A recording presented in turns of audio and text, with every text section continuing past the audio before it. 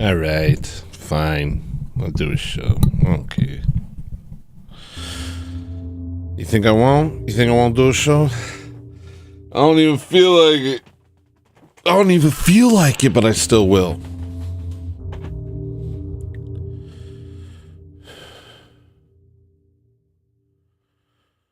I'm reimagining this show.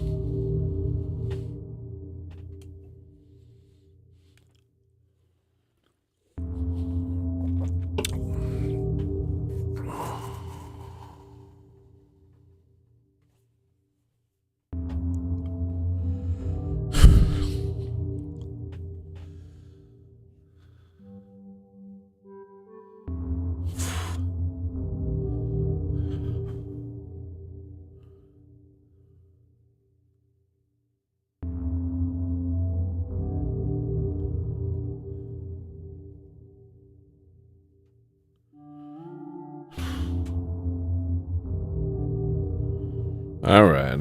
I know how to do a show.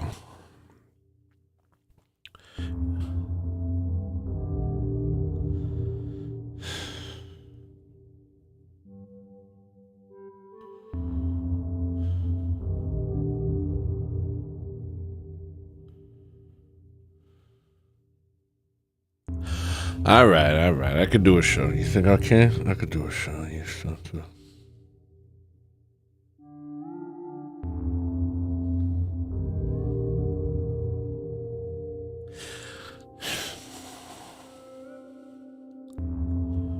Here I am. I'm here. I made it. We're here. We're doing it. It's happening. Come on.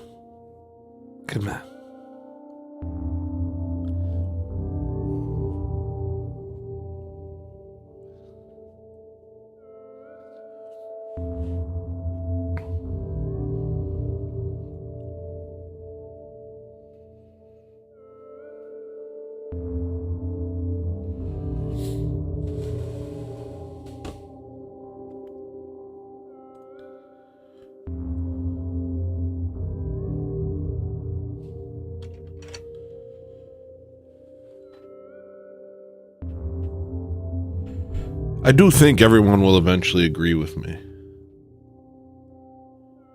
I think that's the sad thing.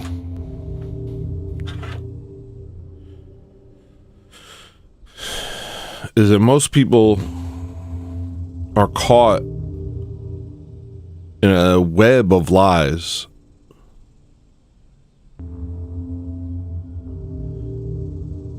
that they're not really able to see their way out of. And those lies have filled them with distrust for people who could tell them the truth. It's very nefarious. I'd be surprised if this wasn't the end times. But I think it might not be, actually. Which is scary, because this is so nefarious. There's so few people are publicly pushing back against Amish influence. You know?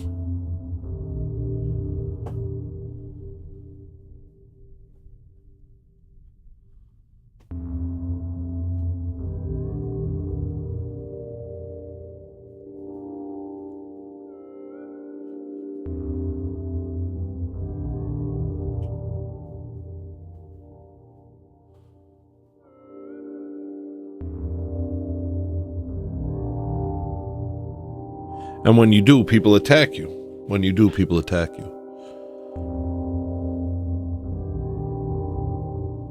You know.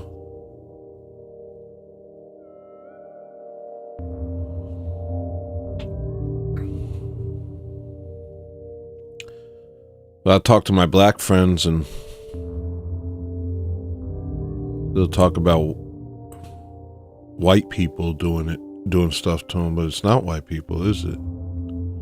But you've been buying into this idea of reality where you think white people or Christians are the problem. And nothing could be further from the truth.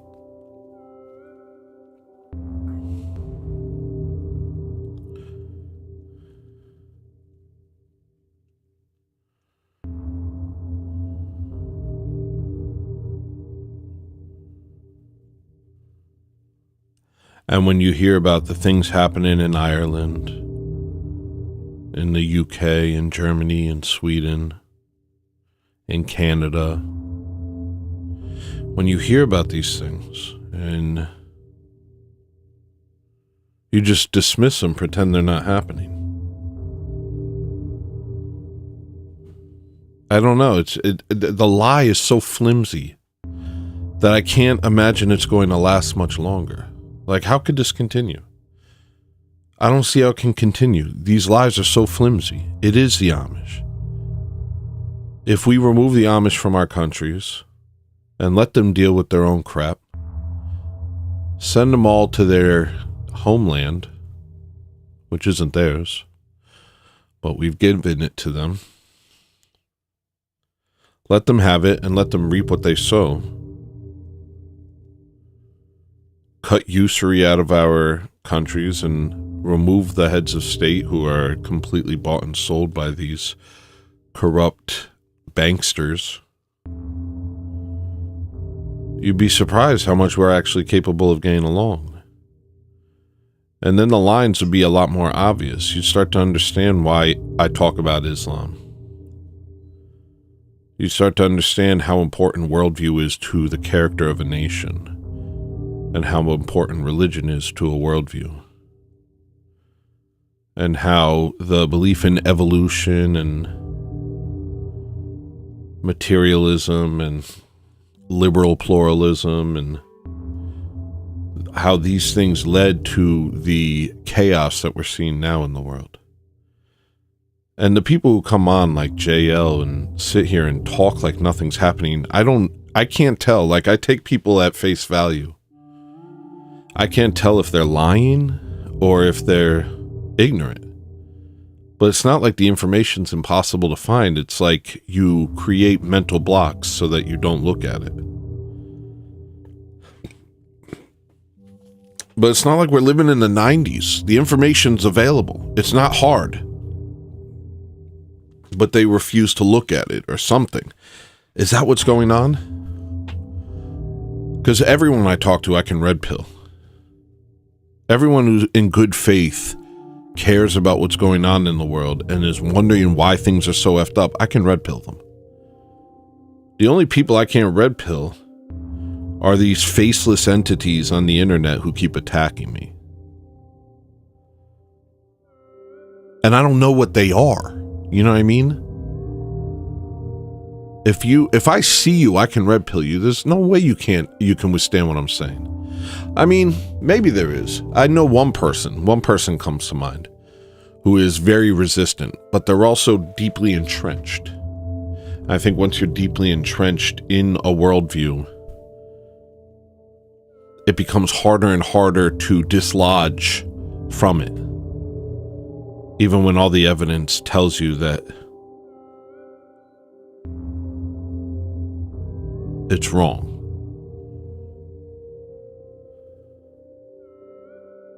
That's a freaky thing. And I think that's something we can all fall into. And that's scary. That we can all fall into a situation where we're no longer able to say the truth because we have too much to lose. And I feel like that's what's like happening to me right now. Where I'm like, you know, I'm being threatened and stuff like that. And doxxed. And I do have a lot to lose. For the first time in my life, I have a lot to lose. I've never before been in a situation where I was happy. I've been kind of tossed about by the way of the BS world. And for the first time, I have things that I care about. I mean, I've always had my wife. But, like, I'm doing well. Fairly well. And I've never been happier. In my entire life, I've never been happier than I am these days. And I don't want to lose it. You know what I mean? And so these threats I take very seriously.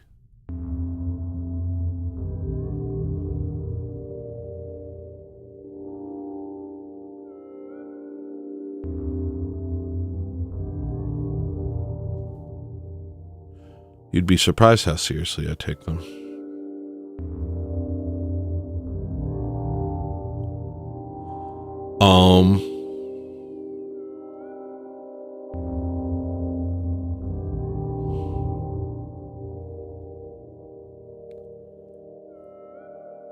What's always helped me in my life is I've been kind of this broken person who doesn't really care what happens to me. And it's allowed me to run headfirst into things that I know are dangerous. And I know that this stuff is dangerous to talk about.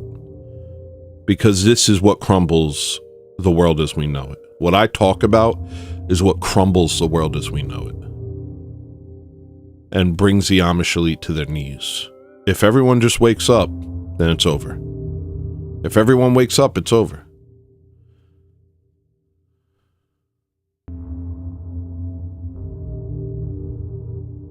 You wouldn't believe how wonderful it can be without all the fear-mongering and lies.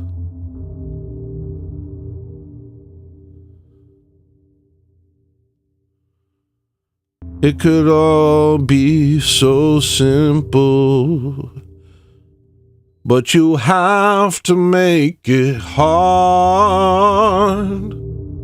Loving you is like a battle,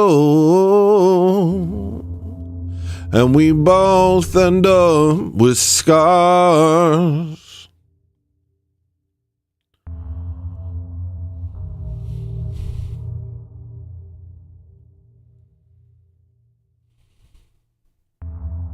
My name is Sheikh Zula, the mic ruler, the old schooler. You want a thing? I got it to you. Mom chopping, I'm on chopping like a chop, knee chop, bumping and pumping out now. Meat while I get the money, see? Meat while I get the honey, see?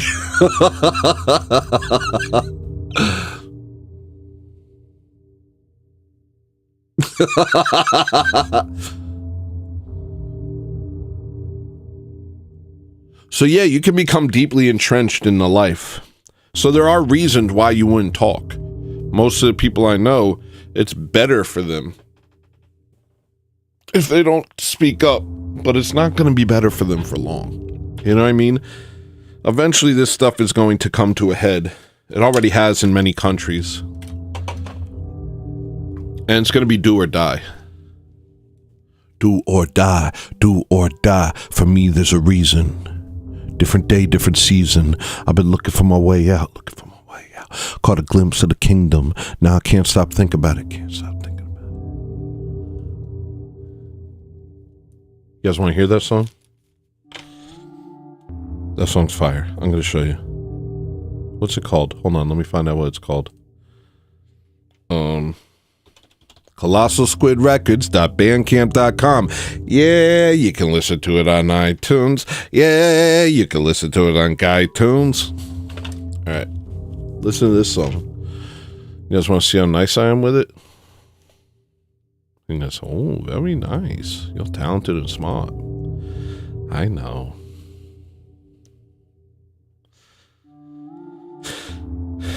I'll even show you where it is. Here we go. So this is ColossalSquidRecords.bandcamp.com. You know, have you ever heard of it? You may have heard of it by now. And boy, I be releasing. This is all me. Except for this. This ain't me and this ain't me. But I did produce this. So it's got a lot of me in it. But right now we're going to click on this. And I'm going to show you something very nice. You ready?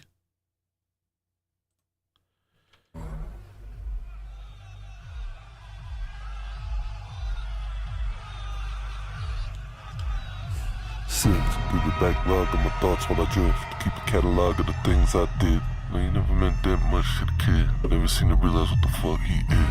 Never really thought about why I try. Never crossed my mind once. Do or die, do or die, do or die. For me, there's a reason. Different day, different season. I'm looking for my way out. Caught a glimpse of the kingdom. Now I can't stop thinking about it. I'ma get what it came for. I'ma teach him what to fight about. With the body of the cancer. Fight every day.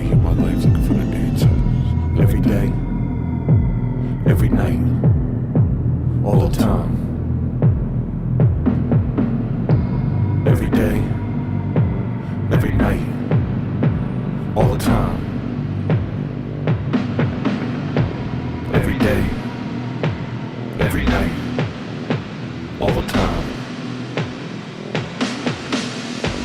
every day, every night, all the time. I'll be a symbol of sorrow. I couldn't comprehend.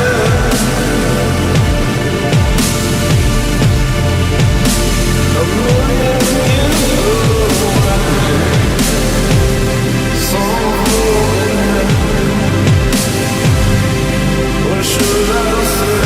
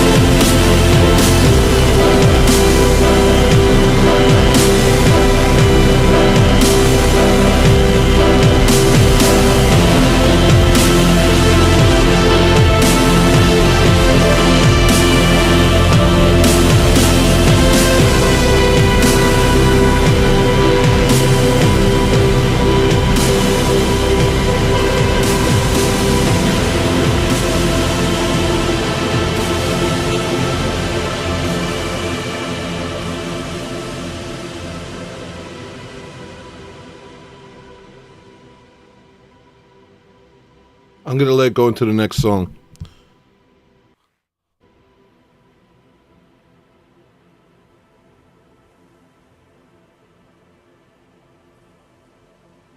Because I heard this a couple days ago and it kind of says it all.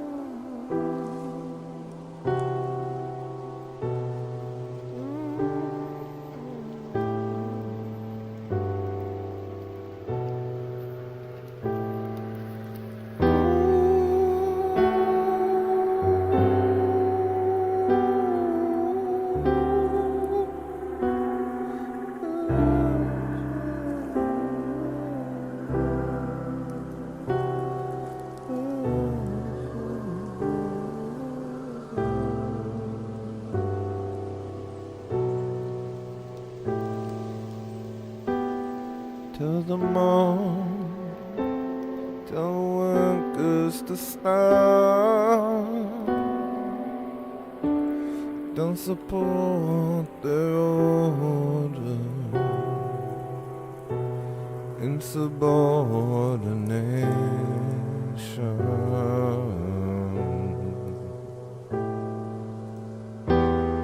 Either way, we're going to die. We can change the world. We can change the world.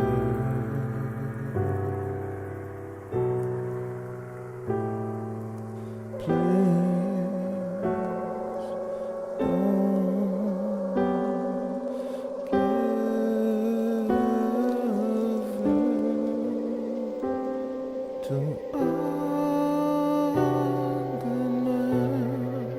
don't give in to hatred.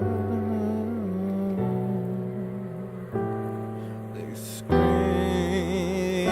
us versus them all of the time. Who does answer when men set on fire?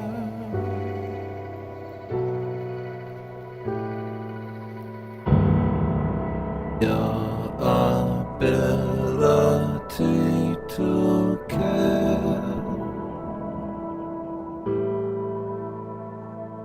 is gone. You still built to the brim.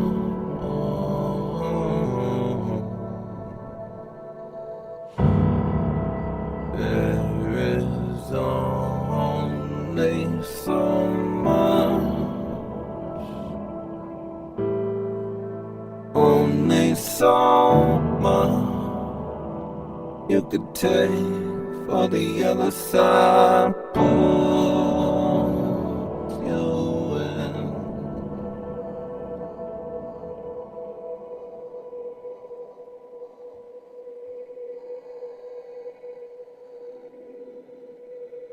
All right, we're gonna stop there.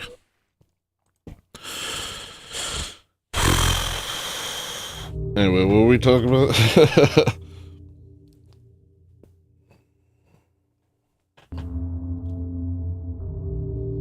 So yeah, you can become entrenched, you know.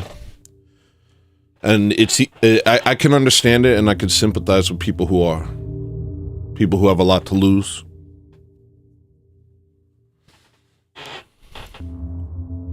Having anything to lose is a lot. You know, unless you're a lone wolf. And the thing that's interesting about that is that's what they're creating. They're creating a whole bunch of lone wolves looking for meaning. Now that I think about it. Most of the people who watch my show are white males, unmarried, maybe incels. And in any other generation, they wouldn't be.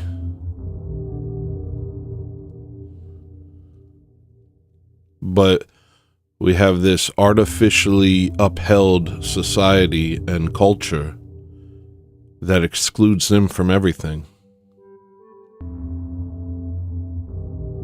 They have nothing to lose. And when I tell them the truth, they become very dangerous.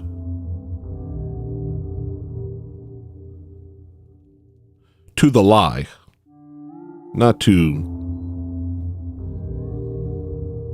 decent people, but to liars.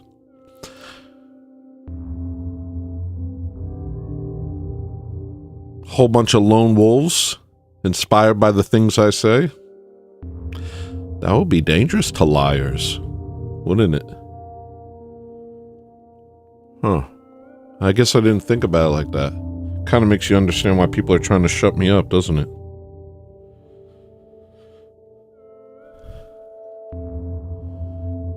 Because you could say anything. You could sit around and be a porno-brained weirdo. You could sit around and talk about butt plugs and hate white people and insult our Lord and Savior and blaspheme his name. You could say anything. You could be a rabbi and own a porn company.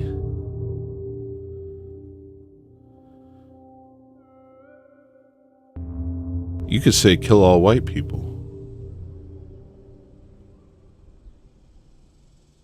That's fine. But you start saying the truth, people start getting real mad. Because there's a lot of people with a vested interest. You know, a lot of people. And I would encourage most of those who aren't at the red shoe level of investment to divest themselves of the lie and look for alternative ways of living.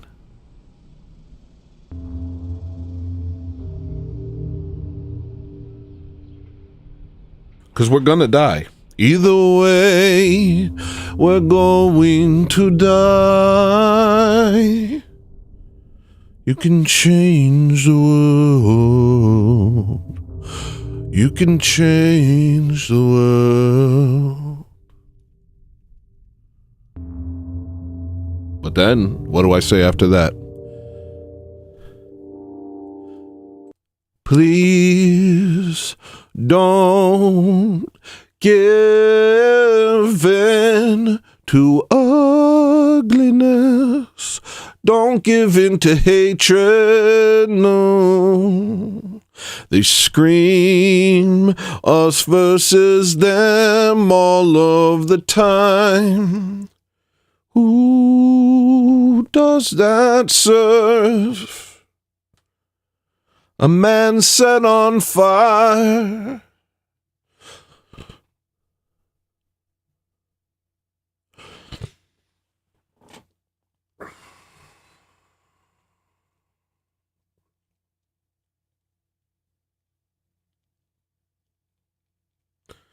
I know why they don't want me to talk. And I don't have to say anything new. All I have to do is keep saying the truth. That's it. My job is to keep saying the truth. And keep making it beautiful when I say it. Turn it into beautiful songs.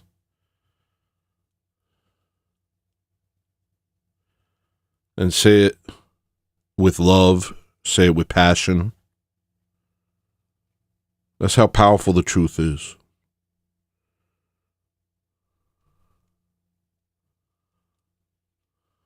It makes people lose their minds. It makes liars lose their minds.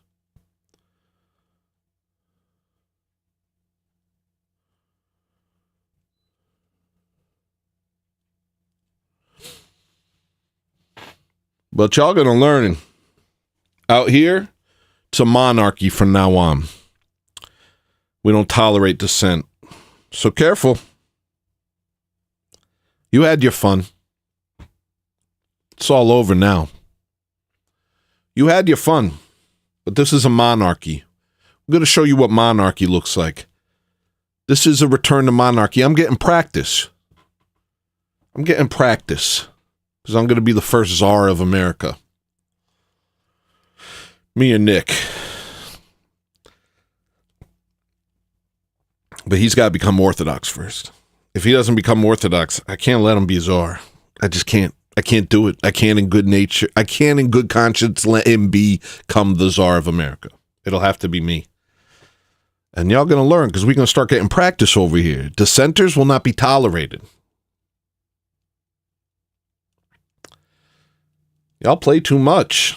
See, we don't like that. We don't like revolutionaries and dissenters. We don't like subversive forces.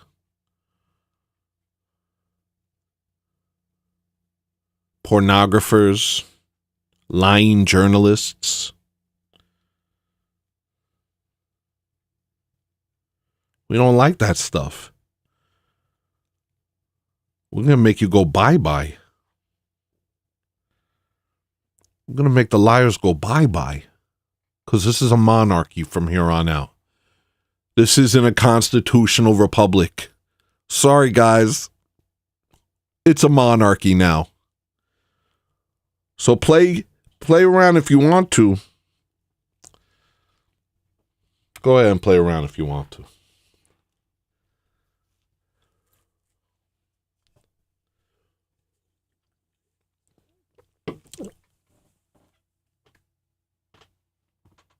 I'm getting my monarch practice.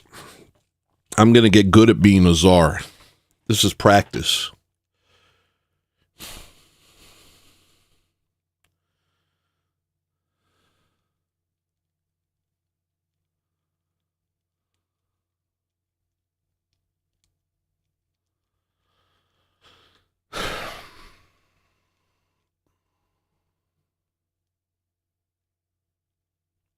Because the lie's getting flimsier and flimsier every day. And the disenfranchised young men are getting more and more numerous.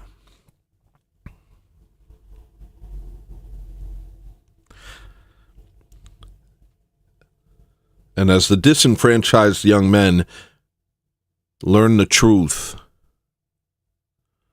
they'll be faced with a rather easy decision. Because they don't have a lot to lose.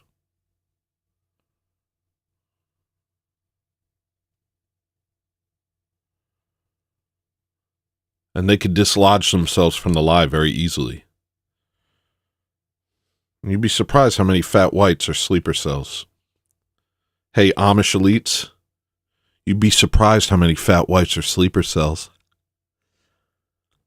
I call them creeper cells. Because it's about to get real creepy. You know what I'm saying? It's about to get creepy, bro. You're going to wish they were sleeper cells. Because you're going to have a hard time sleeping after this one. Hey, we're just talking.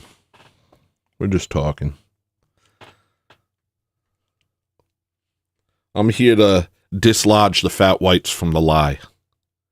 Help them to come to the knowledge of the true faith. And then act in accordance with that faith. We don't have to do any violence. We don't have to do anything bad. This is a love movement.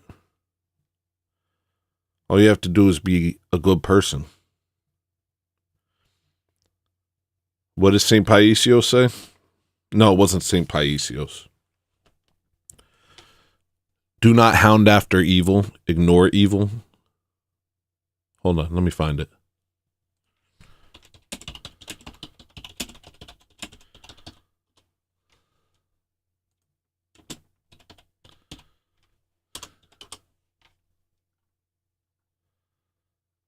You won't become saints by hounding after evil. Ignore evil. Look towards Christ and he will save you. St. Porphyrios.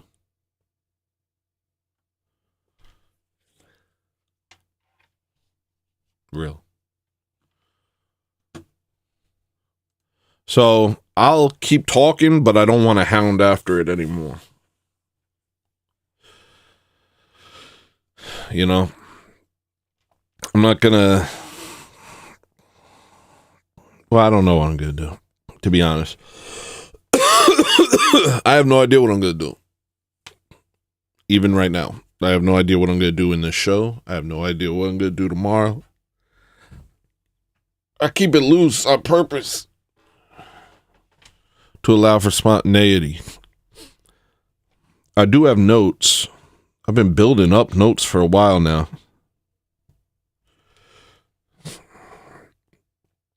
A priest told me I should consider stopping doing the show.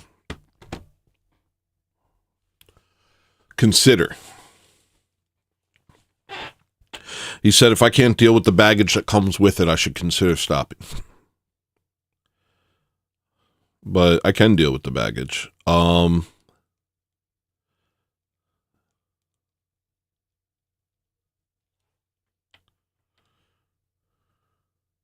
don't want to.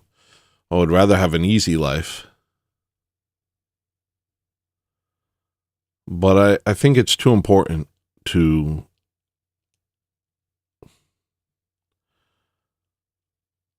I think I might just have to suffer. You know what I mean? As much as I don't want to. As much as I want to be an ice cream baby boy, watch my cartoons, and pretend the world ain't existing, pretend the world ain't bad, I think I have to just suffer.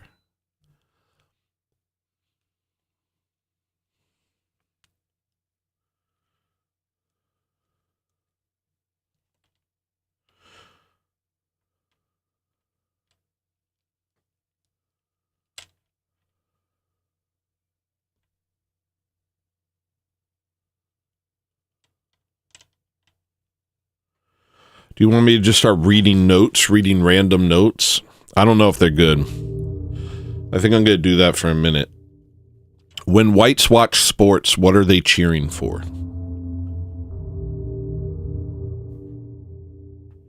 I only enjoy sports if the team represents me in some way. These sports teams represent no one. Do you think this gigantic black guy represents you? In what way? He was brought by an Amish because he was athletic. He's on a team of other men bought by an Amish person. You have nothing to do with this. The only thing you have to do with it is shelling out your hard-earned money and worshiping some gigantic black guy. I have no respect for it. I'm actually tired of it. How can you continue to enjoy any of this once you know what it is?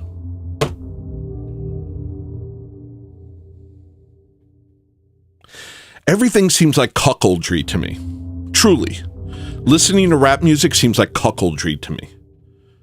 Watching a basketball team full of black guys and cheering and getting emotional about them winning, that seems like cuckoldry to me.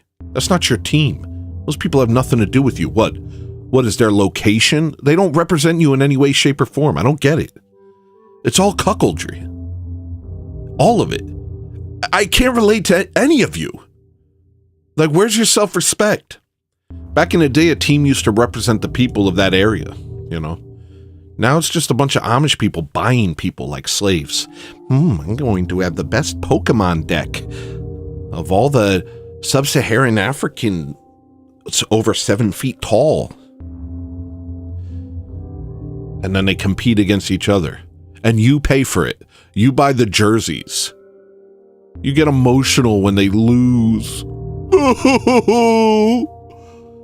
What is wrong with you? Why would you do that? These people don't represent you.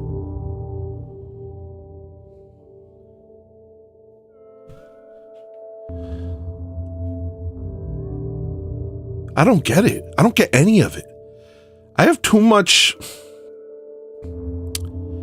Maybe I'm too prideful, you know? I'm willing to entertain that, but I just have too much self-respect to sit there and root for people that don't represent me at all. If it was a bunch of white Americans fighting for their lives out there, then I would root for them.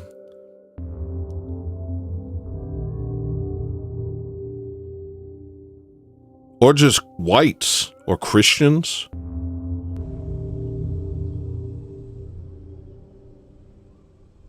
But these people don't represent us. They don't even like us. They literally hate us. The only thing they like about us is our women. And you're sitting there cheering them on, buying their jerseys. I don't know. You're a cuck. Turn it off. Watch something that whites excel at. You know? I can't get into that. I don't understand the mindset. I genuinely don't understand the mindset. Like, how can you get emotionally invested in something that has nothing to do with you? Like, how? You must in some way empathize and see yourself. You see yourself in this 7-foot giant black guy? How? In what way?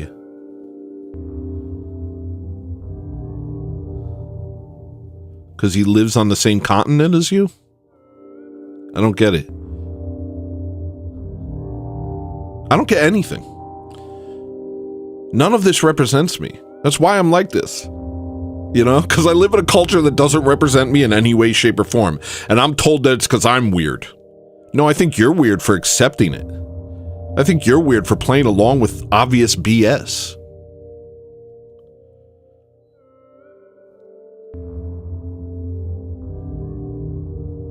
Why don't you go to a basketball game and wear your headphones and listen to the latest rap song about, where they rap about, effing white girls, and just bop out to that.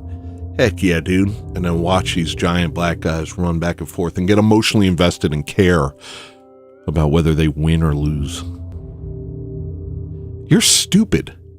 You're stupid. Nobody else is doing that. You're the only one rooting for the people that hate you. That's the craziest thing ever. That is a sign of such deep subversion that I can't even comprehend it. These people hate you. These people hate you. And you're rooting for them? The hell's the matter with you?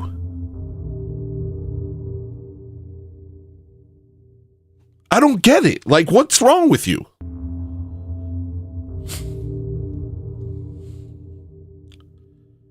I'd rather lose than root for people that hate me. I'd rather be a team of losers than sit around and pretend that I'm connected to the people that are winning when in fact they have nothing to do with me and actually hate me. That's so weird. You think you're winning? No, you're beyond losing. I'd rather lose. I'd rather watch a team of white guys lose every single year and root for them with all my heart and soul than sit there and pretend that I'm in some way being represented by these black guys.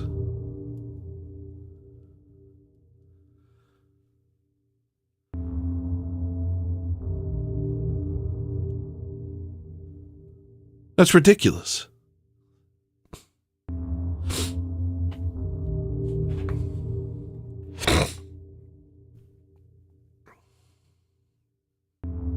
I don't want to see him lose, but I bet we wouldn't. I bet the odds are stacked against us. You know what I mean? You know, Larry Bird is considered one of the greatest players of all time. There's probably a bunch of Larry Birds that just never get seen, you know? Or maybe not. I don't know. Find another sport. What else we got? How about ping pong? How about swimming? Maybe swimming? What do you think? Find what you excel at, you know? Yeah, we're not the best at being tall.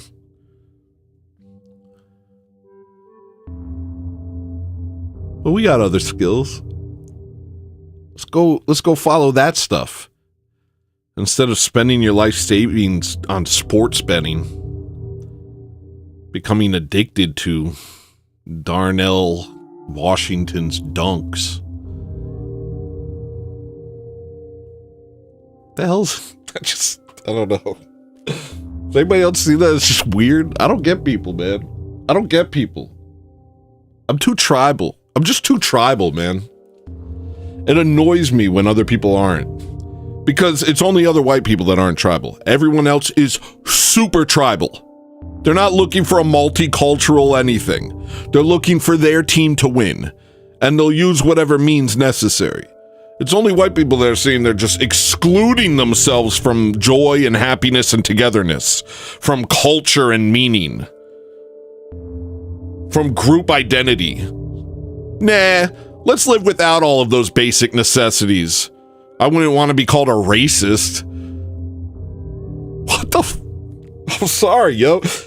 I can't wrap my head around it. I honestly can't wrap my head around it. Truly. I can't wrap my head around it.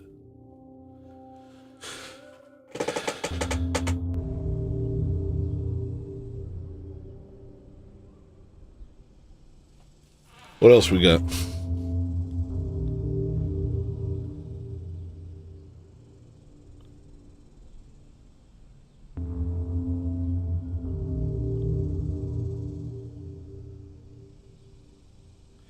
When I ask people who hate me if they're Amish, it's because I'm giving them the benefit of a doubt.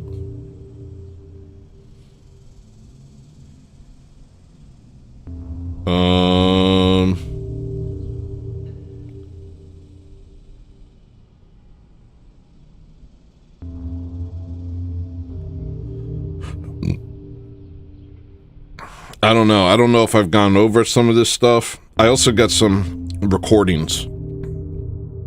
Ushbaka's playing again? Yeah, that's fine. Alright, let's check my videos.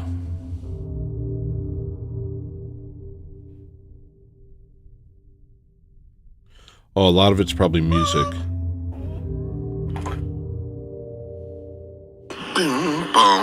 Oh, it's all music.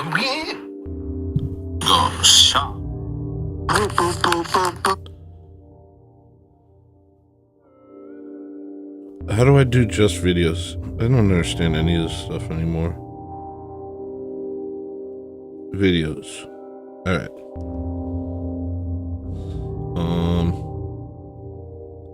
I can't get.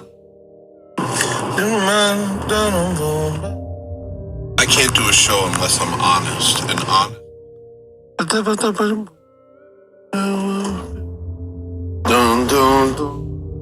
So it's like I can't get. I'm just remembering the time that I went to go to Crumble Cookies. I don't remember what kind of a day I was having, but I was like, oh, I'm gonna try this. I'm gonna get some cookies.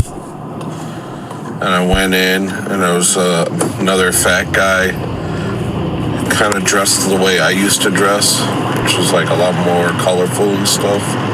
I looked at him and I thought, it's just the middle of the day and these two fat guys are in this Crumble cookie place ordering some freaking cookies for their yum mouth. And it was just like, I walked out. I just couldn't take it.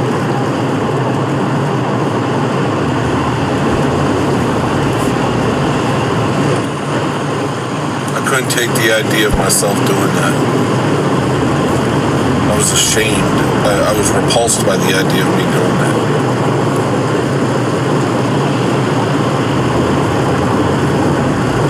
Yeah, I remember that.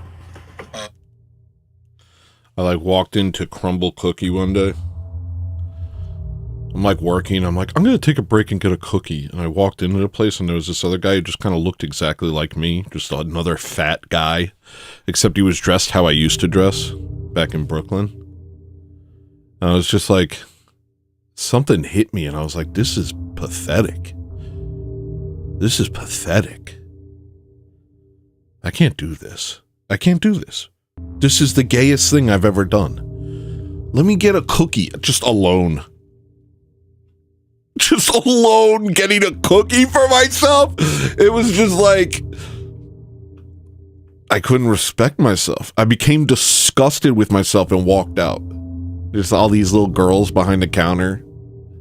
Little 16 to 18-year-old girls. Hi, welcome, fat 40-year-old. You want a freaking cookie, you big fat piece of garbage? I just saw myself. I like got a bird's eye view and I was like, this is... If I do this, there's no turning back. I can't do this. So I left. And that was the beginning of my journey of self-respect. Eventually, I'm going to be brolic. I'm going to be Diesel. I'm going to be a sick freak. You will see me and you will cross the street. You'll say, that's too many muscles. I'm scared. Is it human? I'm not sure.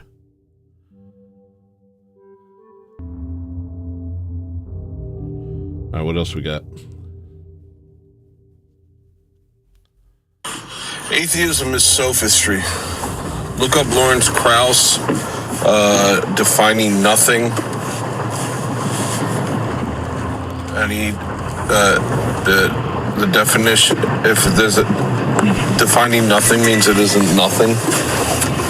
Something like that. I think that might be that clip where that atheist is sitting there trying to define nothing to the Christian and everybody just starts laughing. Look for that. Also,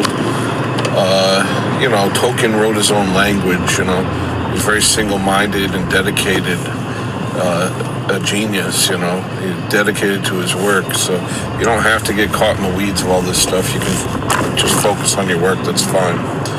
Also, he wrote his own language, but so did Harry Harrison, wrote Esperanto. Lastly, Jews get their own interest-free loans for anything. Not a big surprise.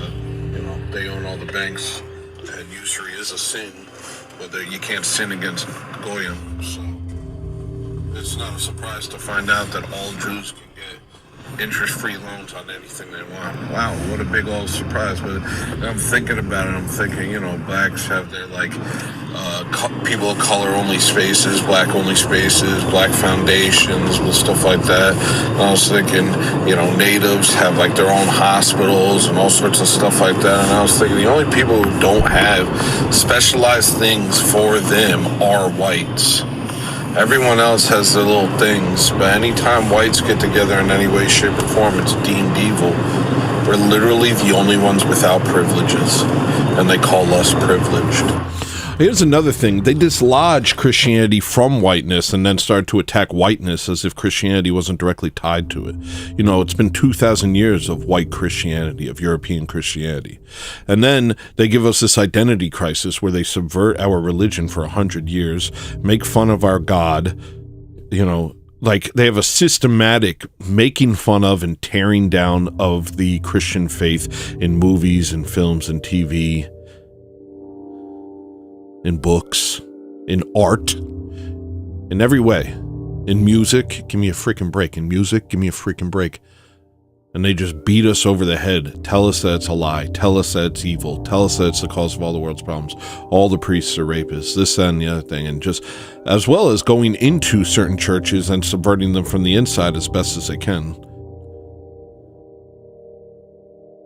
And they separate being a white person, being a European from being a Christian, which gives us this weird cognitive dissonance where whenever we're trying to defend ourselves, we don't know what we're defending. 100 years ago, it wouldn't have been that difficult because they were synonymous. 200 years ago, before all the protocols, before all this nonsense, you couldn't dislodge European whiteness from Christianity. You couldn't dislodge it. They were one and the same. So they dislodge it, so then that we have this identity crisis, and we don't know what we're defending. The Muslims don't have this problem. Oh, I'm an Arab and I'm a Muslim. This entire country is Muslim. The law's Muslim. They know what they're defending. Even if they don't believe in it strongly, there's a unity in it. But these people have purposely dislodged us from our own identity, which has made it so every time we try and defend ourselves, they can kind of piece us apart. Well, what are you defending? Are you defending whiteness? Are you defending Christianity? And you know, and they just keep like,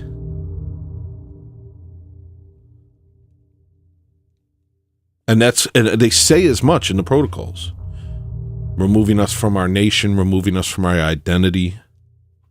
And I think that's also what Protestantism did. It removed the Bible from its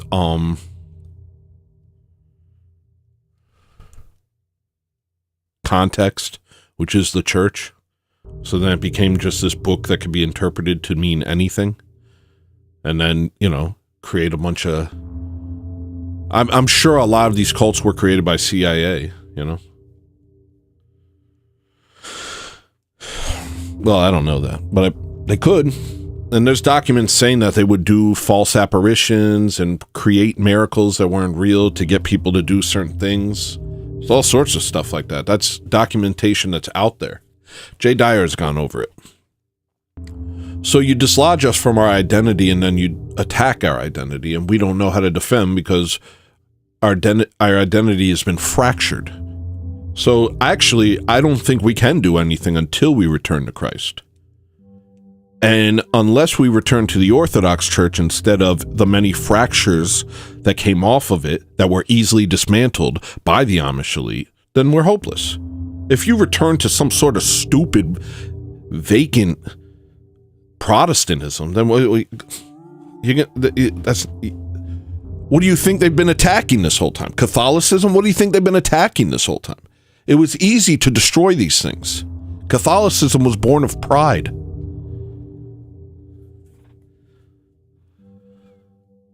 The pride of the Pope, saying, I am the king of all kings.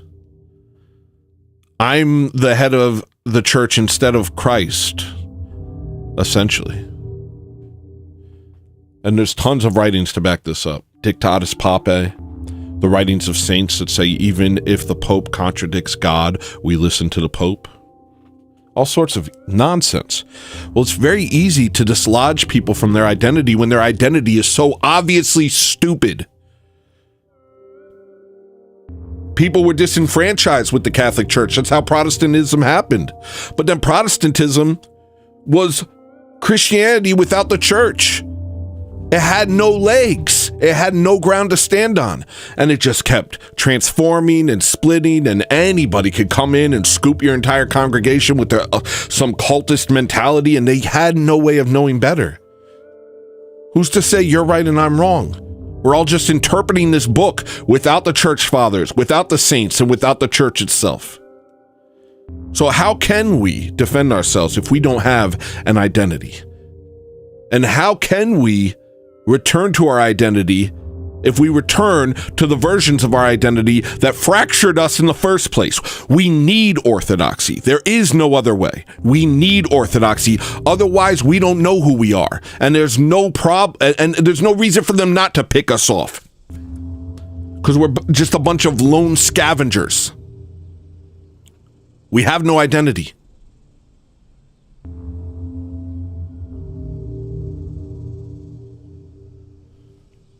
That's why it was the first step. The first step was dislodge us from Christ with a freaking crowbar. Get them away from Christ. And now look at us. Guys who watch Andrew Tate. Guys who think Andrew Tate is an idol, is someone to follow. Puh, disgusting. OnlyFans chicks. And who owns OnlyFans? An Amish. And what does he do? And guess what he does? He's the largest owner to AIPAC. It's all right there in front of you. It's all right there in front of you. It's always been. And that's why they hate me. That's why they hate me. 200 followers and they're already doxing me. Do you understand? Think about that. 200 followers, they're already doxing me. I'm nothing. And yet I'm this dangerous to them. Think about that. I'm so dangerous that they're doxing me, sending things to my house, and doing everything they can to shut me up. 200 followers. I'm nobody. That's how powerful the truth is. because it's just a wisp, this lie. Wave it away, and all of a sudden it all becomes clear as day. Who we are, what we're meant to be, and what they've been doing to us. Reclaim your identity. Once you have an identity, then you know where you stand. Then you can stand up against these people. But as long as you're getting tossed about by endless ways of indoctrination, subversion, and demoralization, you have no hope. You're just going to live a meaningless life. A meaningless life. An ugly life. A sad life. I don't want that for you, including my enemies. Those dumb whites that hate me. Forgive me for calling you dumb. Those ignorant whites whom hate me. I want them to be okay too. And also the non-whites. I want black people to be okay. I want the Muslims to renounce their demoniac cult and find Christ. I want the Hindus to denounce their paganism and find Christ. I even want the Amish to repent and accept the Messiah.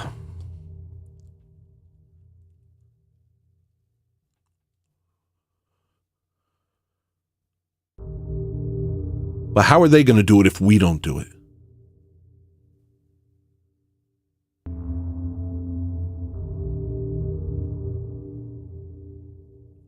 We who modernized the world, who brought Christianity to the ends of the earth.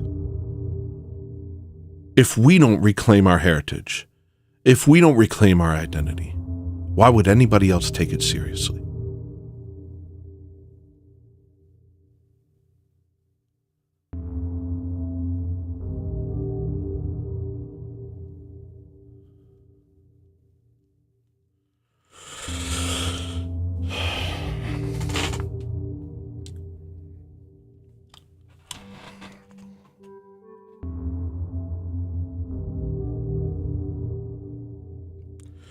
What up, Lawrence?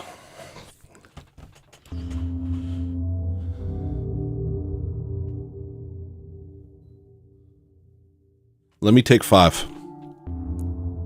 You tired of listening to music? It's like the equivalent of eating a mayonnaise sandwich. Why don't you get yourself a big New York sausage hot dog? Why don't you get yourself a New York hot dog? Why don't you get yourself a hot dog sandwich? Why don't you come on over here?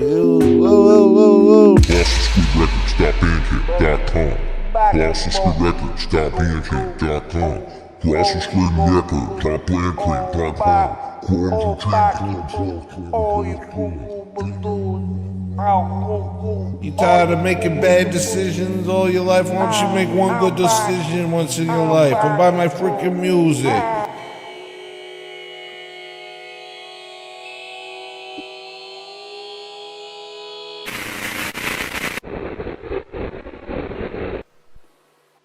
Why don't you go ahead and go buy my music? Why don't you buy my music? Huh? Why don't you go ahead and go buy my music right now, huh? Buy my stupid music, alright, jerk?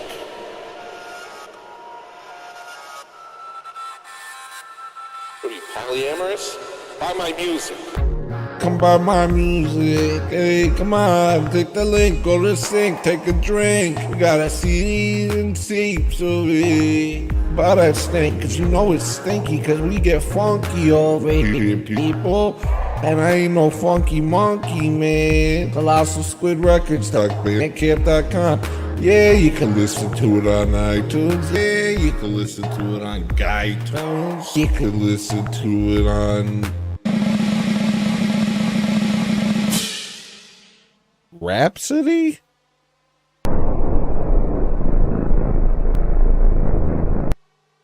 Do I look like a swarthy gentleman from the South? Or do I look like a Sicilian scam artist? Hey, I'm just keeping it real. I'm just like you. Hey guys, you want to support my stream? Come on back, buy my music. It's nothing but pressure, and it's no pressure. Just come and do it. Then put it in your boombox and oosh, baka. We about to have a freaking flying carousel, carnival, clowns, people flying around, light up buildings, fluorescent lights, a bing bong, da da da dang dang dang dang. It's a carnival. It's a horse ride. It's these fireworks. Oh, great. Now the white balance is off. What is this? The fight balance? What do you want, a punch? What do you want, lunch? When you say camera phone, you sound anachronistic. Hey, I'm taking a picture of you with my camera phone because this guy hasn't even bought my music. Hey guys, check this guy out. Apparently, this is what it looks like when you don't buy Colossal Squid Records music. Ooh, you choose to look like this. Don't you know that if you buy my music, it changes your genetic makeup and gives you a better physiognomy? That's a fact. That's not a lie. That's a fact. Why are my hands this color?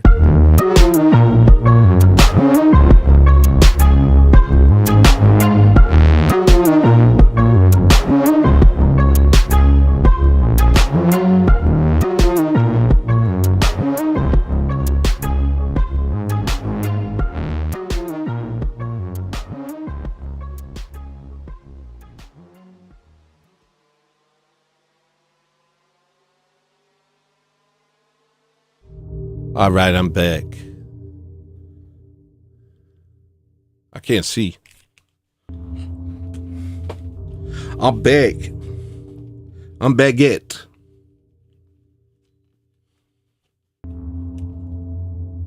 I don't know about that.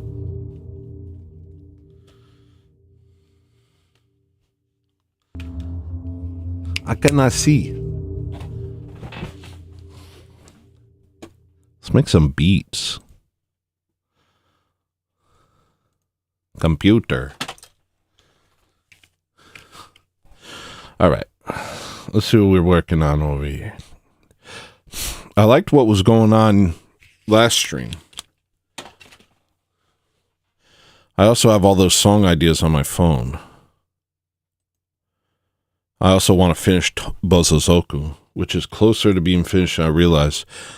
You know, the other album, I like If I Forgive Them, Who Will Kill Them, but it's mostly just old songs and lo-fi stuff that I want to keep lo-fi. Bozozoku isn't like that. Bozozoku is like something I'm like, it's a whole thing, you know? It's a concept album. And it's, it's not lo-fi.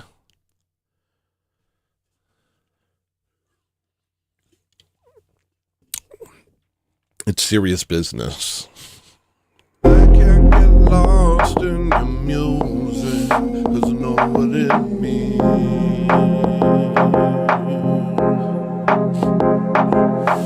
I see the things that you're doing, you can't do them to me.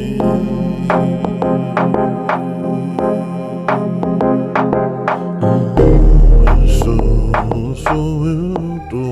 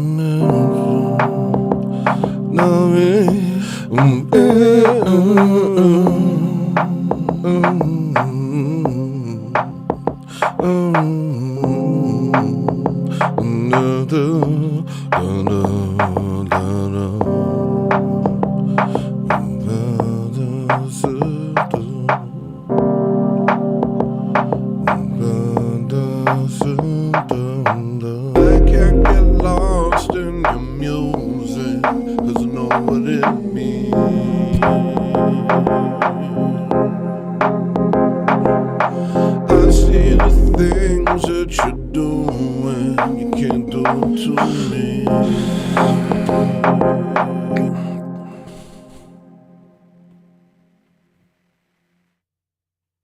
Ponyo. Hey. No. Don't do what they doing right there, right now. Somebody commented after that person said something horrible on the stream. Somebody said something that was really effed up on the last stream, and then afterwards someone commented on the video, not in the chat. What they were saying was satire. It shouldn't be taken seriously. It's just jokes, man. Like kind of like playing on the idea that I say that this is satire, but a lot of this is satire. Like I made a video called Pro Slavery. I'm not for slavery. That was all satire. That was literally a joke.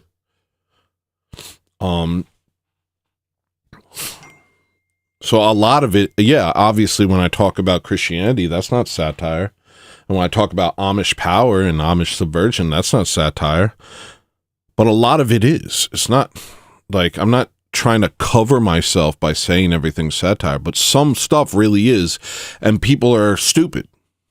Like with Nick, when he said, your body, my choice. People are dumb. You could literally just rile up the crowd and have them be dumb. All of them dumb, all together dumb, because they don't have the context, they don't understand the humor style, and it's enough to make them go off on a rampage. So, I mean, I'm surrounded by dum-dums, so I try and say, hey, this a lot of this is satire, you know, a lot of this is. Do I have to tell you every time? Because you're all autistic?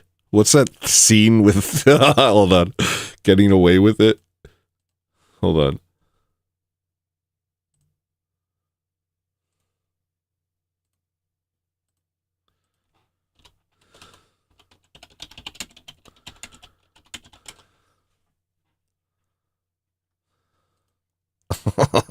This, hold on.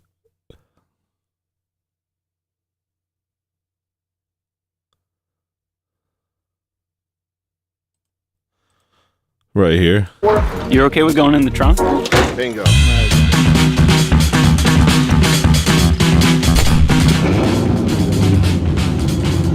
Kind of loud. Yeah, I'm starting to get the idea that you're sort of the guy that I hate in every major city. Go with the noise? Yeah. You don't like it? I don't think I like it. It feels like a lot is happening for very little. Have you ever been in a Tesla? A Tesla, what are they, fast?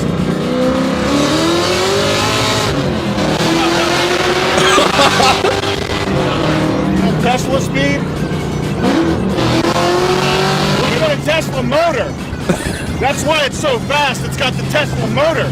It's got the Tesla motor. Yeah, I don't have life insurance. I literally know what I'm doing. Like, I would never go past like 80% on public roads. Like an anime reference, 80% I power. would never use my true power on the street. I'm into it now. I sort of get it now. He could have really taken him under his wing, and Sam would have done that probably. But there's something he does. I don't know. I'm looking for it.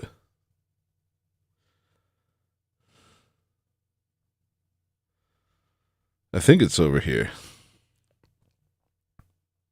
This thing's not registered. This thing here, and I had to like, you ever have anxiety? Next thing, Anxiety, just the advice that he gives is usually cyclamazes, never like twice. That's serious. Sammy serious. You You say 100% serious. 100% serious. I was just not saying that's what I say. Baby Sammy serious. You fucking retard. So now you know. So you don't have to guess because you're autistic. So you need a picture book guide to tell you when someone's in a mood. Here's an angry face. Here's happy. Okay? Get your guidebooks out so you know when people are in different moods. You fucking retard. But yeah, I'll do that. I'll say baby Sammy's serious. There has been times where It's like that. You guys need a picture book to know when I'm joking.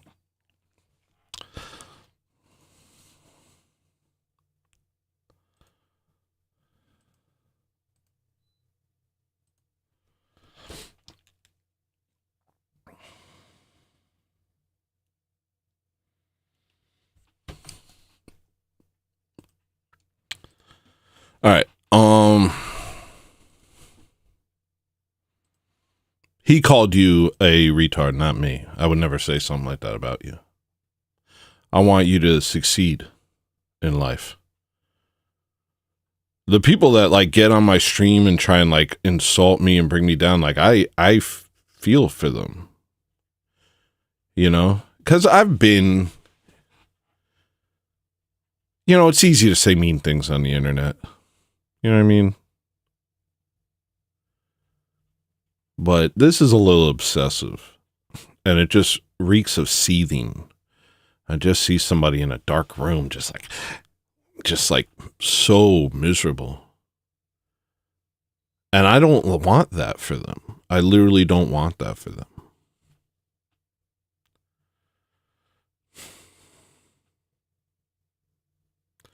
But why would what I say make you mad unless you're dumb? Why would what I say make you mad unless you're dumb? And maybe that's it. Like, you can't admit to yourself that you're dumb. That's called pride. Pride is not being able to admit to yourself that you're dumb and you don't know what you're talking about. That's pride. Literally. I have that song. I played it a couple weeks ago. Where it's like, pride before the fall. Because pride refuses correction. Like, why do you think Satan fell? Satan fell because of pride. Pride makes you unable to accept correction. Pride makes you unable to admit you're wrong. If you're unable to admit you're wrong or accept correction, then you're lost. And you'd push yourself further and further into the darkness of your own self-love, your own inability to recognize when maybe you don't have all the answers.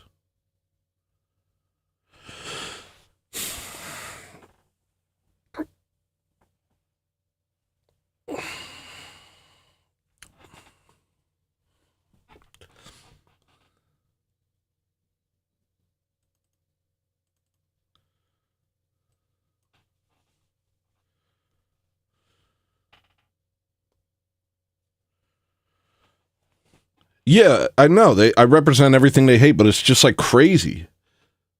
'Cause I don't hate them. I just represent, well, I don't know. I don't hate them though. I'm just a guy putting the pieces together and trying to share what he's learned. And people hate me. And it's just like, that's crazy.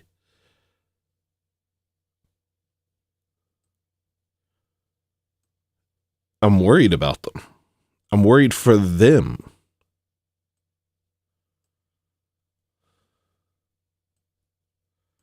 I'm literally worried for them. Because there's no hope of redemption if you're too prideful to be corrected. If you're unable to be corrected, if you're unable to recognize when you're wrong, there's no hope for you. Literally, there's no hope for you at all.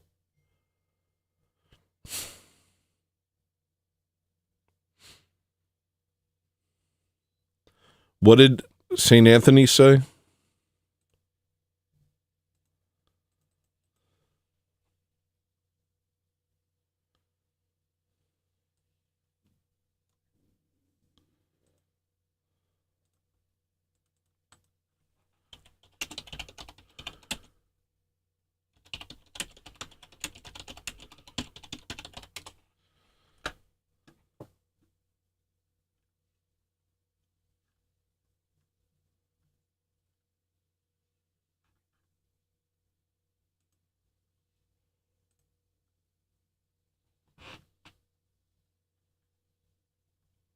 I saw the snares that the enemy spreads out over the world. And I said, groaning, what can get through from such snares? Then I heard a voice saying to me, humility.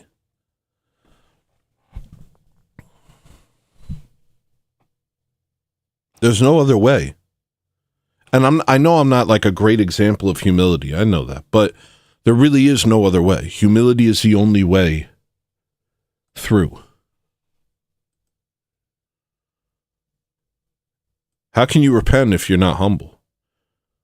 If you're prideful, then you convince yourself that you're not wrong. If you convince yourself that you're not wrong, you can't repent. If you can't repent, then you can't be saved. You literally have barred the doors. C.S. Lewis says hell is locked from the inside. And when you listen to, was it the rich man and Lazarus? The rich man never says, "Get me out of here." He says, "Send this other person to help me." It's like you become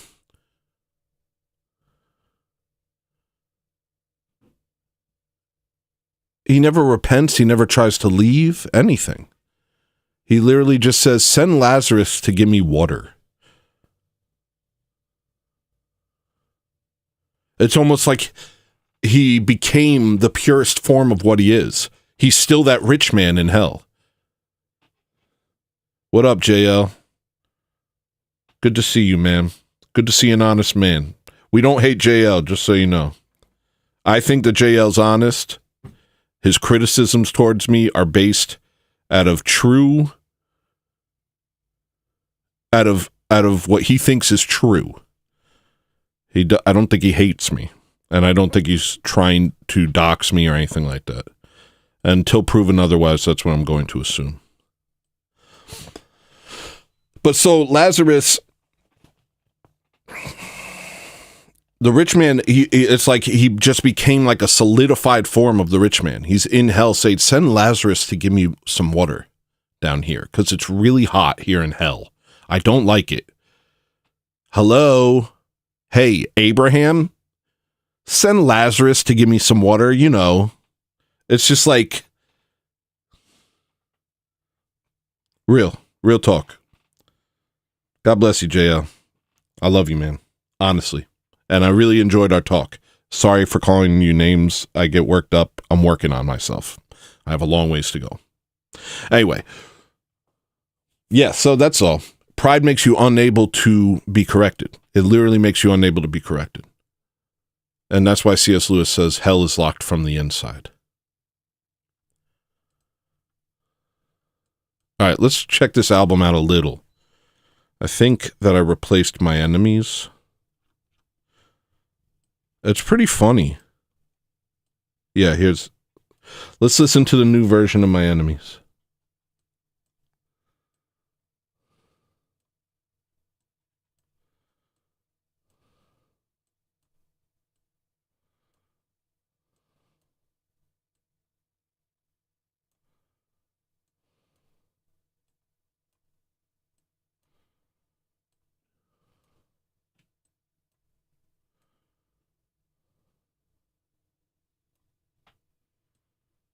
All right.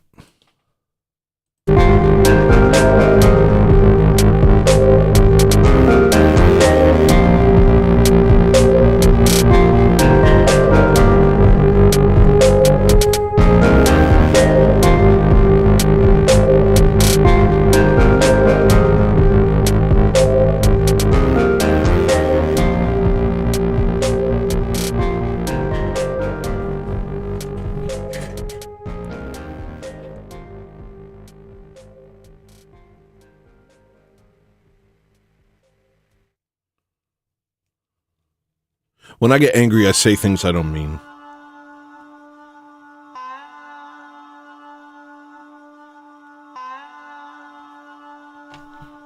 My enemies are right about me,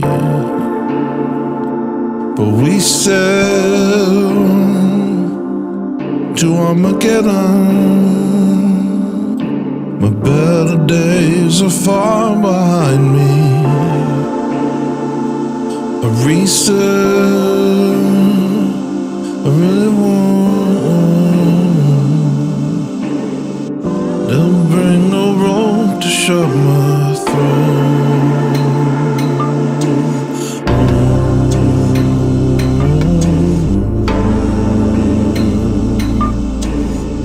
Not gonna help them one night to told, but you know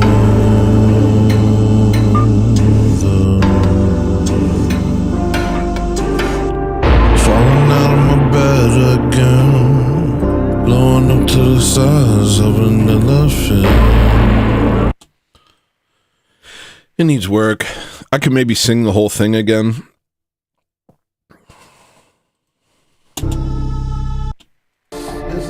Did I ever get the voice right on here?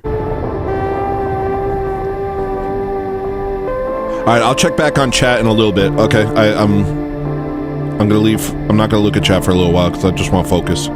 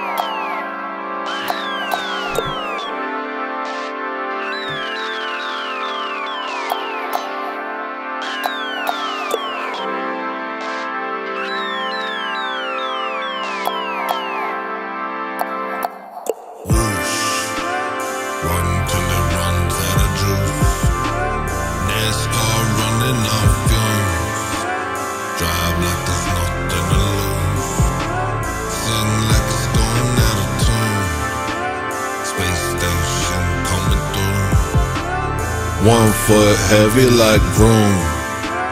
Run till you're done, soldier. Run, run, run like whoosh. Run till it runs out of juice. NASCAR running on fumes. Drive like there's nothing to lose. Sing like it's going out of tune. Space station coming through. 1 foot heavy like broom. Run till you're done, soldier. Run, run, run like I'm so dystopian.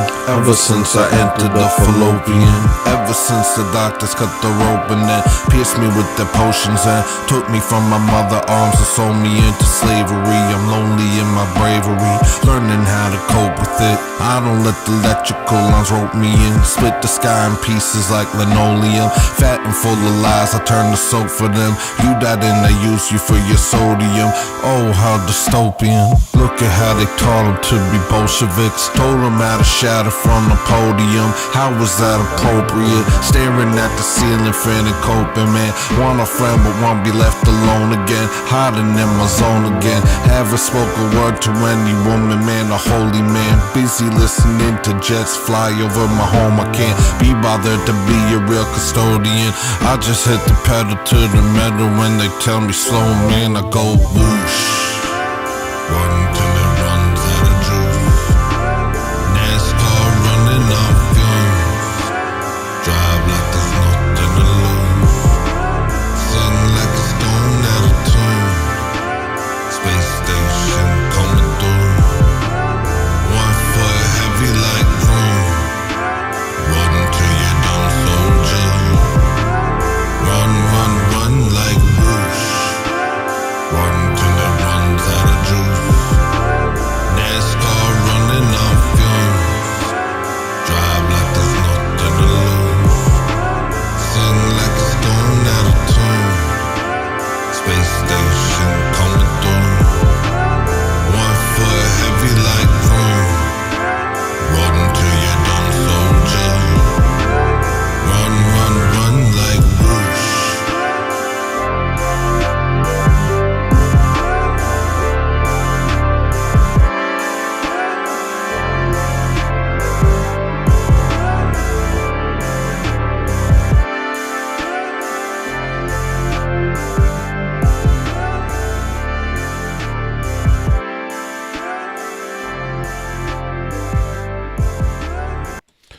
All right, I'm so close to done, man. There's like a couple little lines that I have to finish. And then it's just tweaking. Like, I'm not playing any of like the big fun bangers type stuff right now. I'm just playing the stuff that needs work.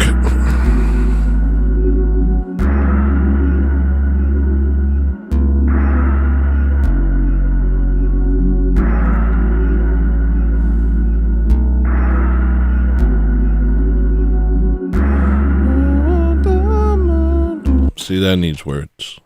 What's that called? The Yes Foundation?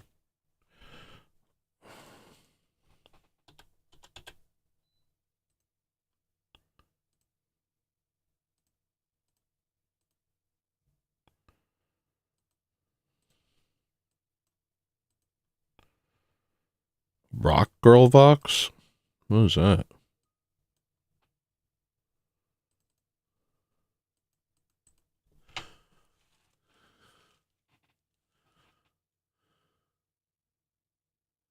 So that's basically the problem. Going back to what I was talking about earlier, is everybody's been sold an idea of what the world is. And through constant reinforcement, it's become uncomfortable to consider that it might not be true.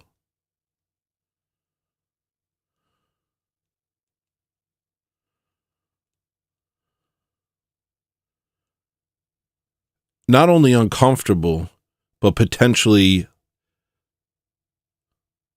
ostracizing to entertain the idea. I remember when I used to be unable to entertain the ideas that now I talk about openly, because it was just like, it would be like the ground fell from under me.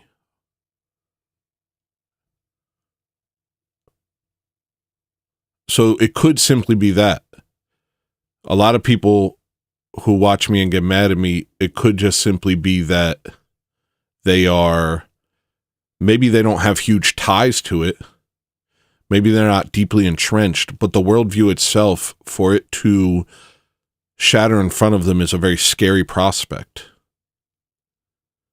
The idea of the reality that they've been told, the idea that what they've been told is reality is a lie, is a lot. That's a lot for someone to deal with.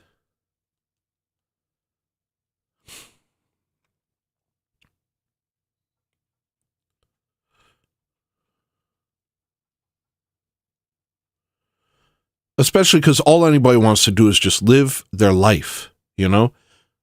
We don't want to be involved in a million proxy wars, covert wars, and information wars that we aren't even privy to. You know, even deep state wars, just things going on behind the scenes that are affecting everything in the ways that we don't understand. We're just dumb people. We're just silly little people. We want nice little lives. I want a simple life. It's just not going to happen. It's just not going to happen.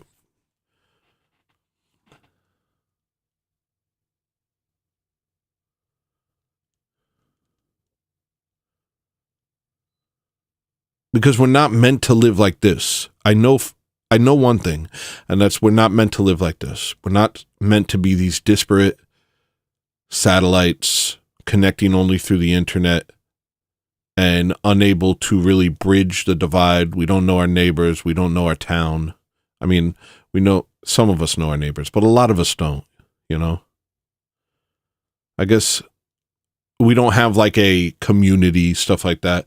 Like all of that stuff has been taken from us, and we're just kind of like seen here doing the best we can with the scraps of a life that we've been given. Most small towns have been destroyed. What's left is like, people living on Social Security and pharmaceutical junkies living on the streets and stuff like that. Like there's a lot of the places, like, I don't know if my audience did this, but I moved around a lot. And whenever I would return to the places I used to live, they would always be worse, more damaged, more full of junkies. And so we're trying to like scrape together some semblance of a life in a world that's clearly sick. And I think that should be a catalyst for the people who disagree with me to reconsider whether they have accurate information and whether they're seeing things for what they really are.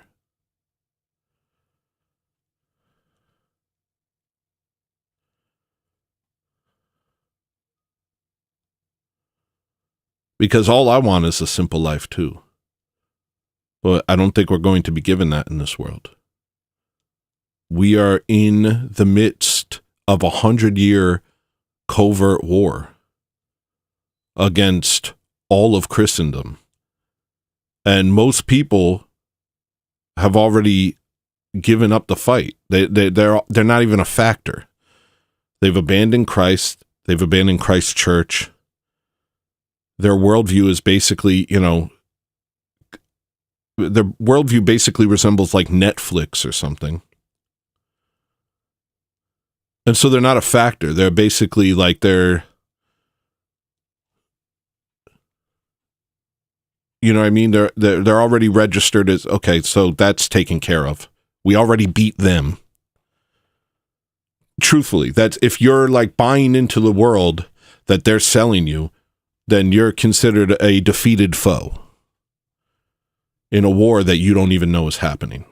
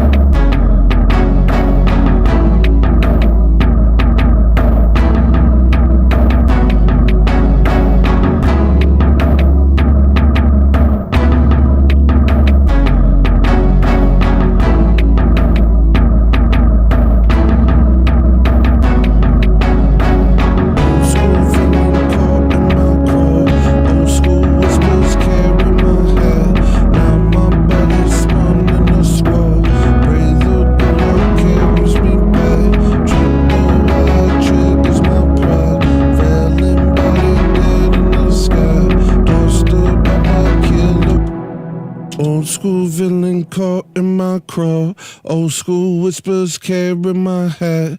Now my body's spun in a squall. Pray the good Lord carries me back. Tripped the wire, triggers my pride. Failing body dead in the sky. Tossed about by killerist wells. Wondering how I ever got by.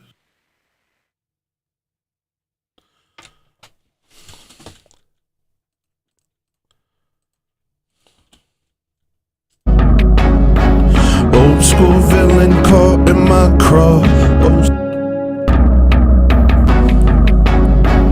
Old school villain caught in my crawl. Old school whispers carry my hat. Now my body's spun in a squall. Pray the good Lord carries me back. Trip the wire, triggers my pride.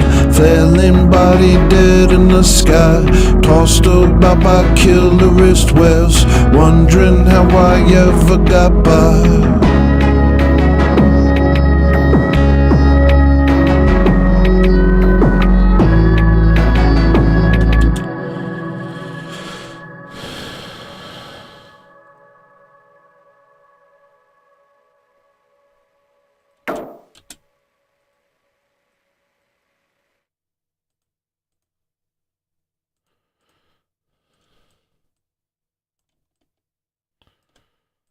Maybe just there. We'll see.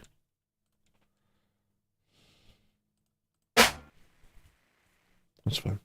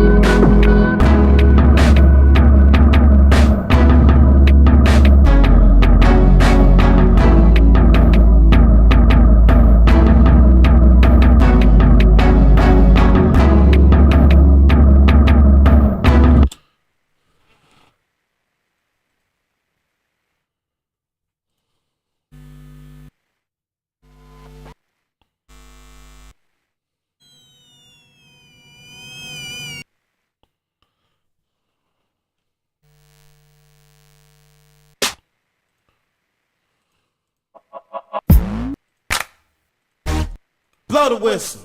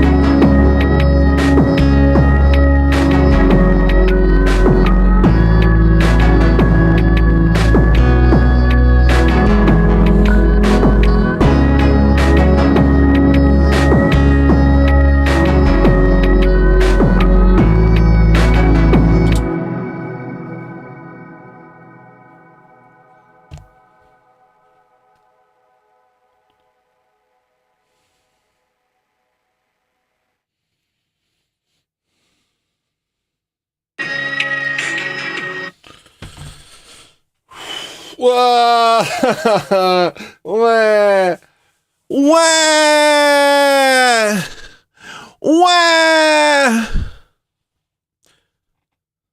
Wah! I don't like it when he says that stuff. Wah! Sorry. I'm sorry. That was obnoxious. That was obnoxious.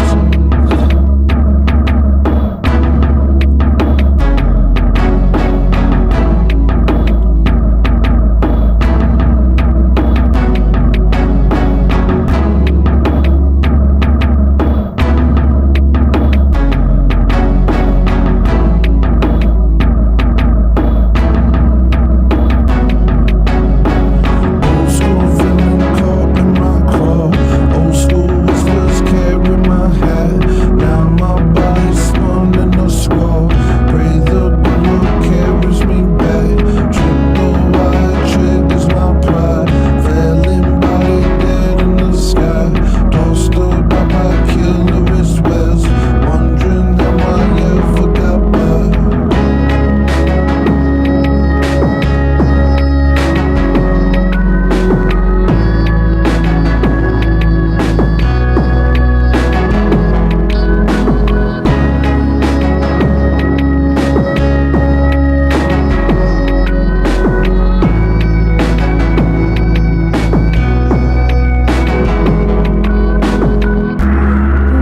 All right, I don't know what the other lyrics are. This is hard. Doing lyrics live is hard. Doing lyrics in front of everyone is hard. I could see all the beauty even now. I could see all the...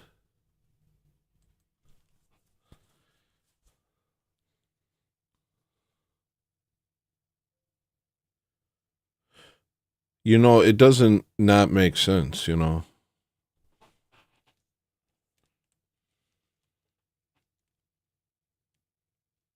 We had a world where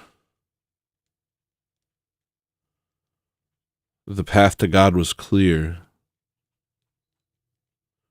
and the society more or less built around it. And then those who hated God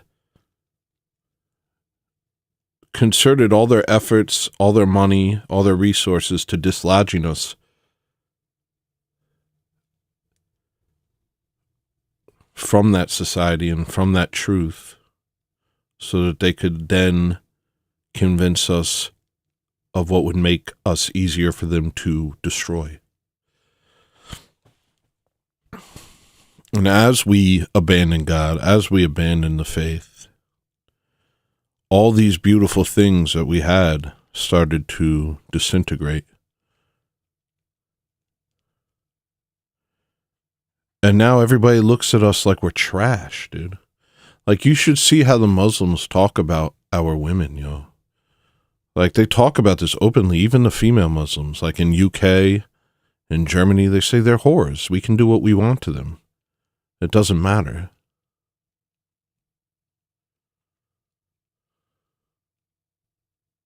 That's what they say in our country, living off of our taxes. They say that about us. That they can do what they want to us because they can do what they want to our women because our women are whores and they don't deserve anything. That's what they say. And what is your defense? Yes, but liberalism, we allow them to be whores. In our society, whoredom is good. Not saying they are, but saying that's the justification, you know? I mean, it's not as if they aren't. Many of them are, but not all of them. Does that justify hurting them? Does that justify raping them? No, it doesn't. But these people come in with these ideas about us. They see us as despicable, as trash, and they can do what they want to us. And our only argument is liberalism. Our argument is, nuh-uh, come on, let's not. Come on, get in on this with us. We're all just a bunch of whores now. We're all whores and whoremongers now. Come enjoy it with us. Don't hurt them. Don't rape them.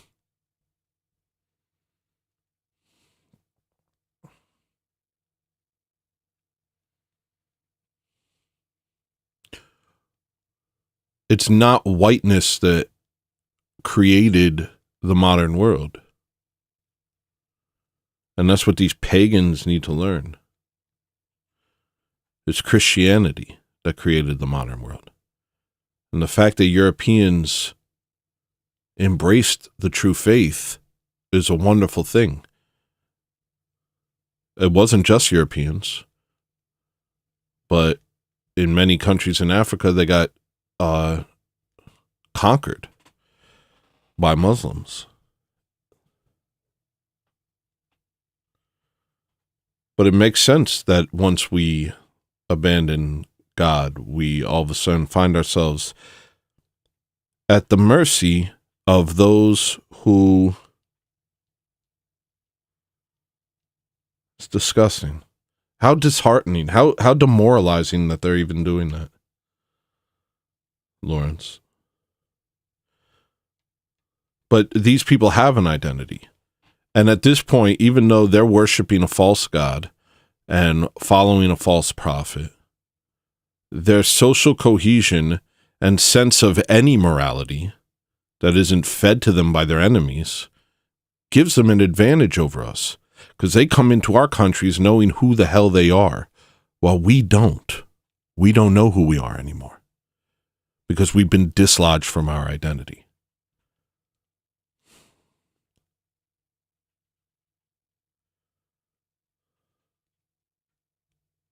That doesn't mean it's over, but it is over if we don't return to Christ. Period. It is over. I don't know what you identify with. I don't know if you see another white person who looks like you and you say, I have nothing to do with that person. There is no relation there. We are all the same. No difference. If that's how you think, I don't know what to tell you. I don't think like that. And neither does anyone else in the world except for subverted whites. But we have no means of defending ourselves if we have no identity. That's why they attacked the identity before they did all this.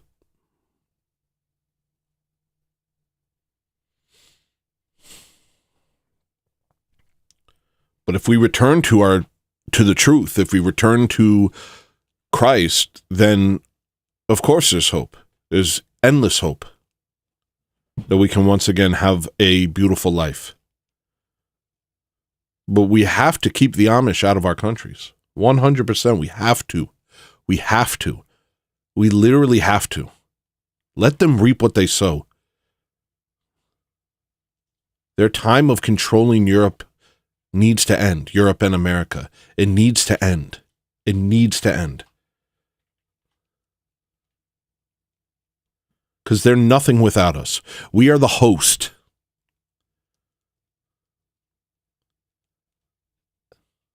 And as awful as it sounds, they are the parasite. They live off of us, they use us, and they mix up our brains so that we no longer identify with our nature and with the truth. Like those brain worms. You ever see those flies, tsetse flies, I think they're called, that they implant their own larvae in these caterpillars, and the caterpillars become controlled. They climb up and do things that will get them killed. They climb up to the end of a branch and stand waiting for a bird to get them. That's what's happened to Europeans, to white people. We're like full of brain worms that have convinced us to walk into the mouths of our enemies. And we literally have no way of doing anything. Look at all these German people and UK people whose children are getting raped and killed. What do? I can't tell you how many times this has happened, and they just say, well, we don't want to say anything because we don't want it to be a racist thing. Nigga, your kid was just raped and killed, and you're afraid of offending the people that did it?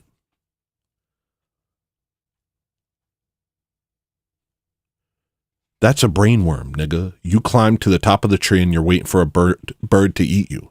You're lost. You're lost.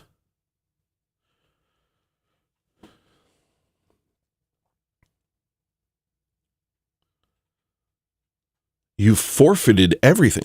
It's scary, actually. It's actually terrifying how deeply subverted a person can become. It's scary. It's like you're a eunuch. Your daughter was raped and killed. What do you mean you're not going to do anything? What do you mean you don't want to be considered racist? What the hell is wrong with you?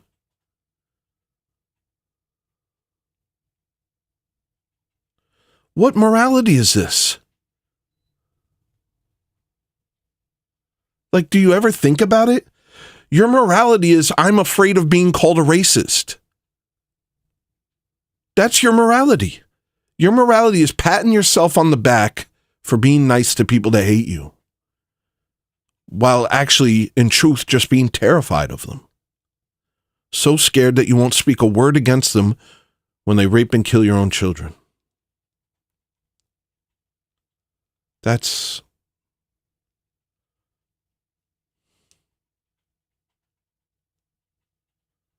I don't even know, man. That's so messed up. That's so sick.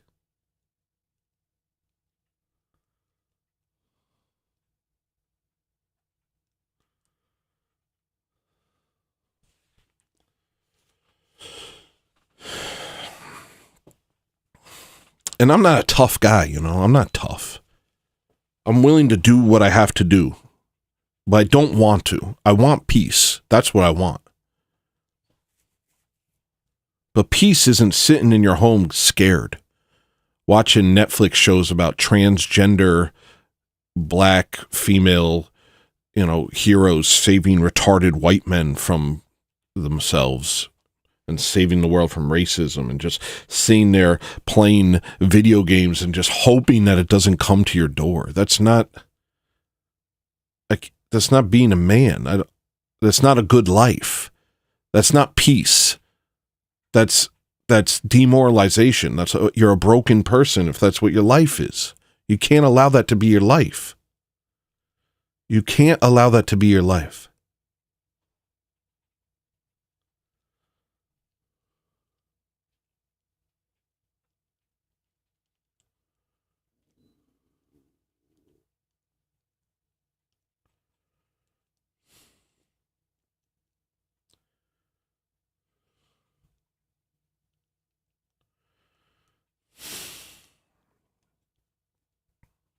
You can accept a lesser life. I see your noblest purpose. The meteors overhead. We won't die tonight. They're always there. We can return. We can return. But we can't return without Christ. And if we don't return to Christ, then why would our enemies ever accept him? If your ultimate goal is to help the people that hate you and to love your enemies, how can you love your enemies if you let them live in a lie? You must tell them that they're wrong.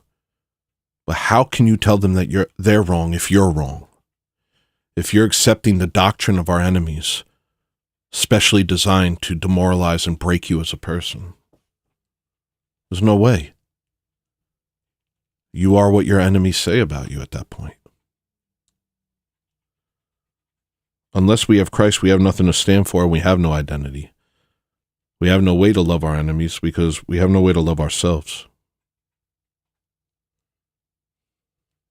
We hate ourselves with our enemies. Yes, conquer us. We are the evil of the world. What the hell, yo? That's so sick. Do you think these people are good? These people who would conquer you, do you think they're good? They marry kids. They rape children. They justify any act of evil. Look at them trying to break down the doors of the Israeli prisons so they can rape the prisoners of war. Look at them marry 10-year-olds. Look at them form grooming gangs. You think they're better? You think you're so evil? And that's superior?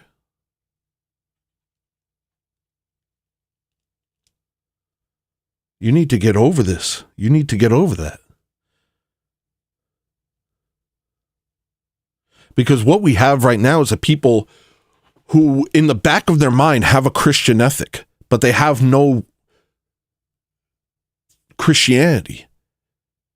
And so they're trying to uphold this weird Christian ethic that they can't even justify anymore because they've abandoned Christ. Well, the whole world disagrees with you. And the goodness that you believe in doesn't exist without the God that you've abandoned. So you can sit there and act like what God has taught you is a universal principle, but you've abandoned God. Therefore, you've abandoned universal principles. So it's just your opinion. Your opinion informed by 1,000 years of Christian history, 2,000 years of Christian history, minus Christ, minus the church. Well, guess what? Then it's nothing. It's just your opinion. And they have a different one.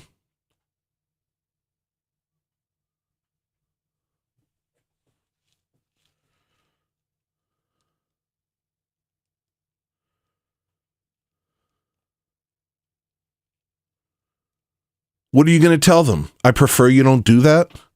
Why would you do that? Well, Allah said I could. Why would you do that? Because I hate Jesus, and I hate Christians, and I hate whites. What are you going to tell them? They're wrong? On what basis? Your fucking feelings? Sorry. Sorry for cursing. It's just imbecilic. Imbecilic? It's imbecilic. It's so dumb. Your morality based on nothing that you think will prevail against the enemies of God. No. You didn't get this far because you were a better person. That's actually the racism, is you somehow think that your morality just came from you. European society and your morality and the things you think are right and the things you think are wrong. Oh, those just emerged. We don't need Christ. We just need that. That's racism. You think these other people just have a worse morality? Why? Because they're brown? Because they wear yarmulkes?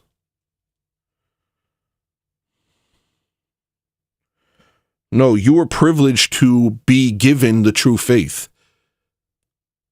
You've abandoned it. You must reclaim it. Otherwise, there is no you anymore. It's that simple. And you don't deserve recourse if you've abandoned the God that's given you everything. You don't deserve anything.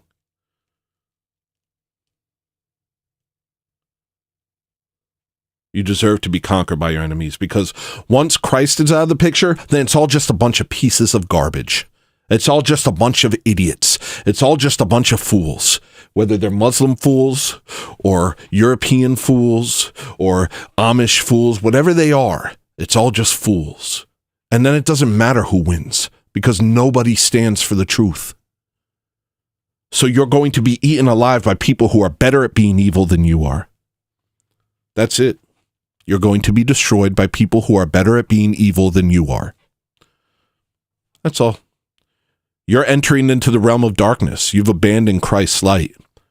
Well, guess what? There's people who live in the darkness. There's people who thrive in the darkness. And you're not fucking one of them. Sorry. Sorry for cursing. I'm sorry. You have no chance. Without Christ, you have no hope. And they don't either. But they thrive in the world of darkness. You're a tourist.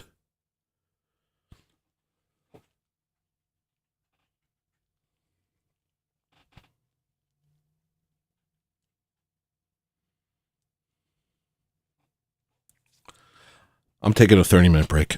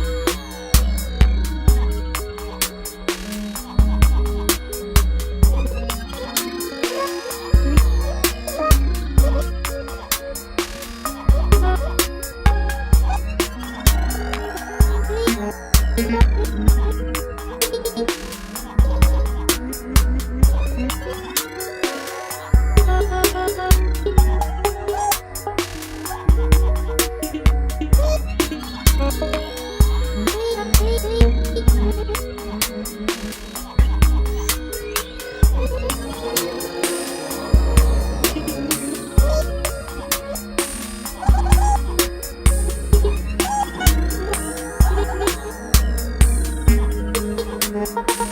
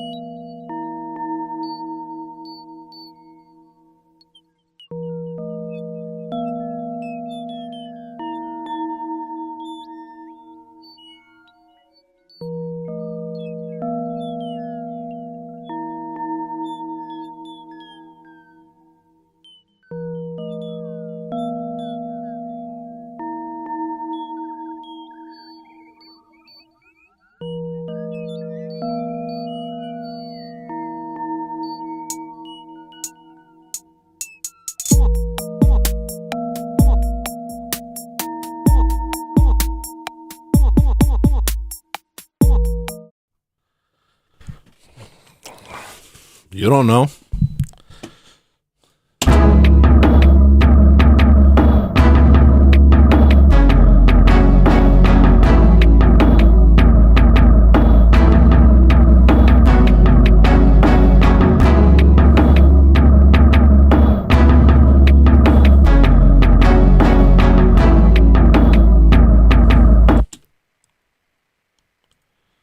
All right, what we got on Twitter?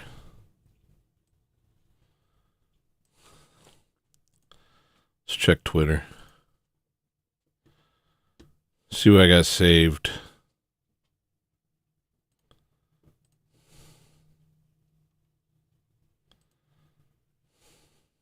Oh yeah, I just thought this was funny. Because this black guy tried to kill people for, I don't know, just acting out of pocket.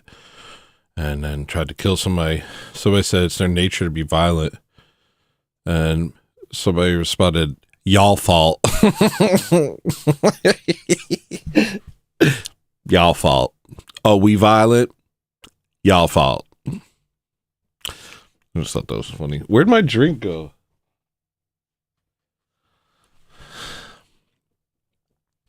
Oh, yeah, here's some stuff.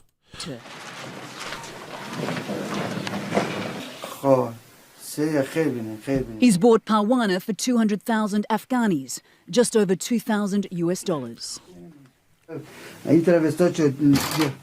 Covered up, Parwana whimpers as her mother holds her. This guy looks drunk. This He's is your rocking bride. back and Please forth. Take care of her, says Parwana's father. Of course I will take care of her, replies the man. His large hands grab her small frame. Parwana tries to pull away. You think these people have a better morality than us? No, but they have one. You don't. All you have is whatever the TV tells you, whatever it feels like. What's my opinion? That's it. You just have public opinion, social pressure. That's your morality. So even though they have nothing, their morality is bankrupt. They have something. They have more than you, which is why they can conquer your land, and you can't really say anything against them because you're afraid of being xenophobic or Islamophobic or any other made-up word used to bludgeon white people into silence. Maria, are you in the other room? Will you grab me my drink? I don't know where it went. You guys be... Hey! Lie down.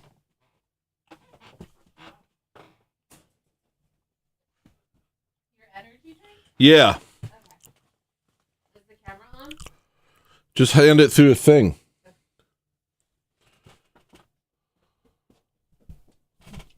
Thank you, B. As he carries her only bag of belongings, she again resists. Digging her heels into the dirt. Please don't let this 60-year-old man rape me. The fate of this small, helpless child has been sealed. And we just film it. CNN is there to watch as this young girl's life is irrevocably ruined. 9-year-old Litan and 4-year-old Zeton for $1,000 each. Do you know why they're selling you? The journalist asked Zeton. Because we are a poor family and don't have any food to eat, she says. Are you scared? He asks. Yes, I am. Another family in Gore province borrowed money from their 70-year-old neighbor. Now he's demanding it back, but they have nothing to give, except their 10-year-old daughter, Magul. My daughter doesn't want to go and is crying all the time. I am so ashamed, she says. Terrified, she threatens to take her life. If they push me to marry the old man, I will kill myself. I don't want to leave my parents. Days later, She discovers the sale has been finalized. Another Afghan child sold into a life of misery.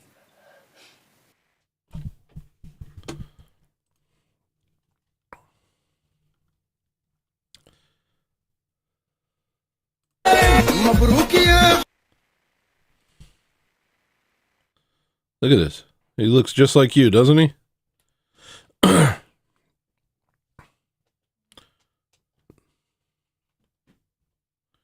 But behind those eyes is an insane and demonic worldview that allows for all sorts of evil.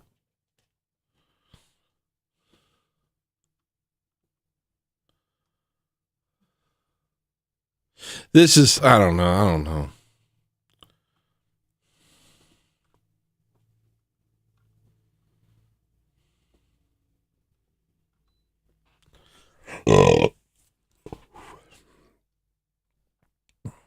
What else we got? Anything else?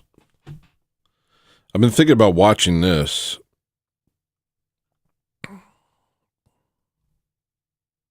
This is crazy. That? In Israel, they've outlawed DNA testing. Why is that? Because it would prove that the Palestinians are of the land and that those who came there to create the so-called Jewish state do not have any blood ties to the land at all. Fact. So we've got what Jesus referred to, those who say they are Jews, but they are not. Probably can't say all this. I'll mute it. I'll mute it and make it big.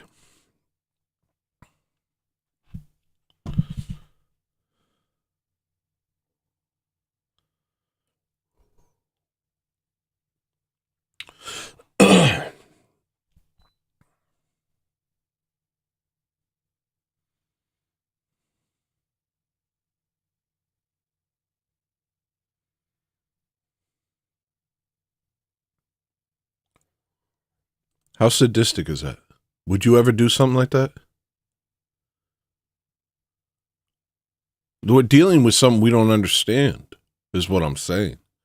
We don't understand this because we come from 2,000 years of Christianity. Our ethics and principles, as much as we try to escape the truth, our ethics and principles are shaped by that. We can't comprehend this.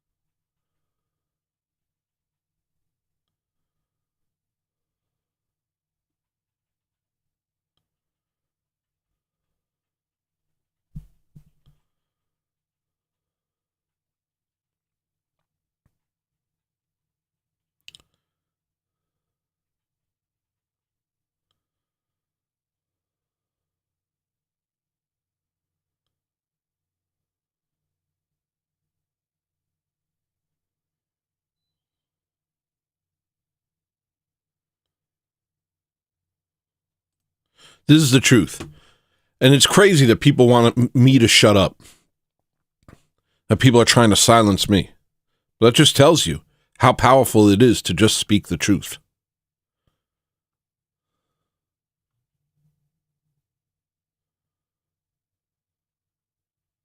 That a nobody like me would get threatened and doxxed and all these things.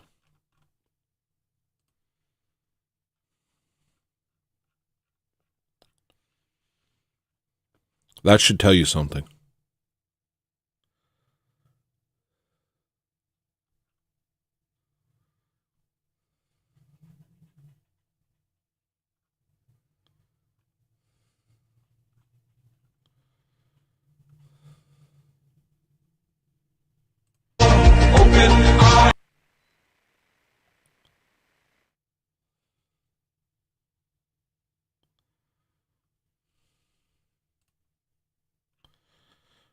I don't know. I don't know what I can say.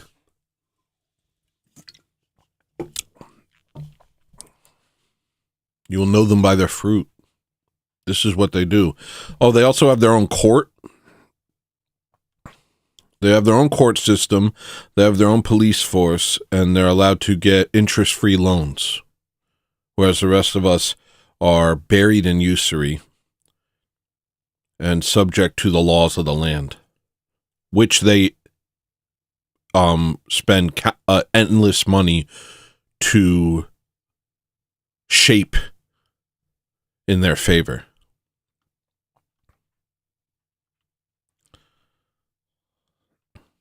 Look at this.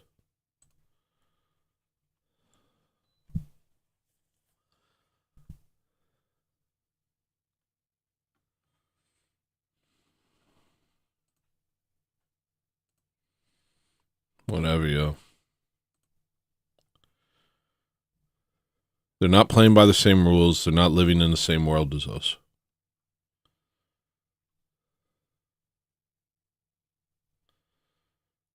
Here, this guy did a great job. I'll just highlight this for you. I don't know how else. Like, people are mad at me, and it's like, what do you think reality is? I don't understand what they think reality is. They literally are out here thinking we evolved from single cell organisms in a meaningless process called survival of the fittest, and became more complex over time. Even though the second law of thermodynamics says the opposite is true.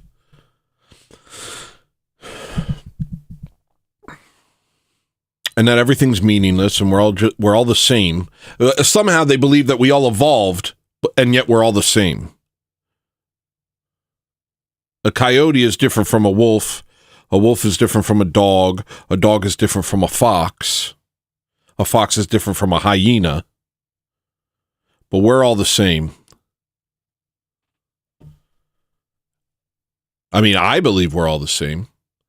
But you believe in evolution. But evolution stops when it comes to humanity for you. The cognitive dissonance is unreal. It's just all stupidity, really, truly.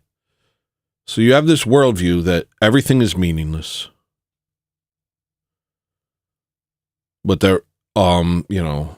white supremacy is running rampant, and you should never identify with your own people, and I don't know. Like, I don't know what anybody's doing anymore. It's like the truth is available to you. The truth is available to you. I talk about it every episode. The truth is available to you. It's your choice to partake of it or to reject it in favor of what? What are you getting at this point? Like, I know at one point, maybe you benefited from accepting the lies that the world told you. But what benefit are you getting from it now?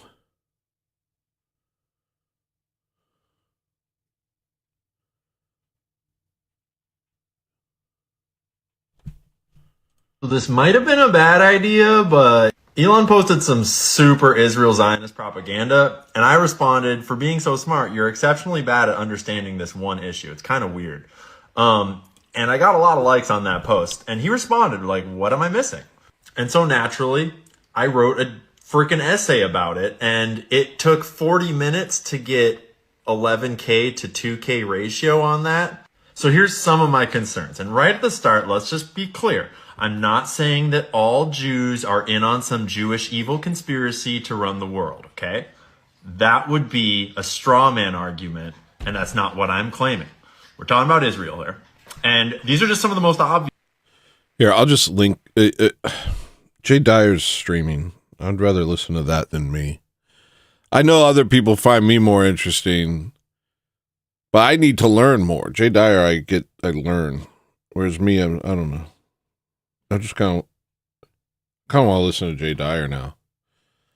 All right, we'll watch this. We'll play it at double speed, and then, or 1.5, and then I'm going to log off and listen to Jay Dyer and go handle my business. Obvious ones. First off, that AIPAC has purchased the seats of like 90% of our Congress, give or take. I made a whole thread. Yeah. Oh, this was something when I was talking to JL. I wanted to show him this. This clip is insane, dude. It's just like all it is I have the information. That's it. I'm not doing anything. I just have more information than you. And once you have all the information, if you don't draw the conclusions that I've drawn,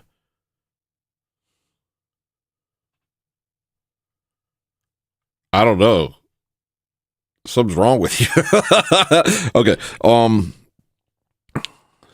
What am I doing? Oh, Tucker, AIPAC. This video is crazy.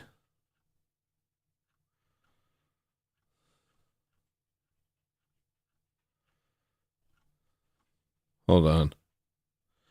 Might have to go to my own timeline.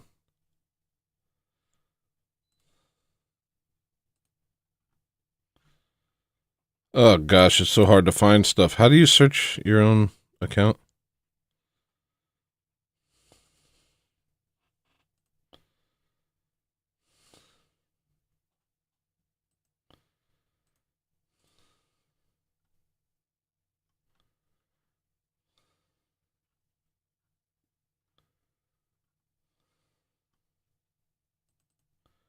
I don't know how to do it.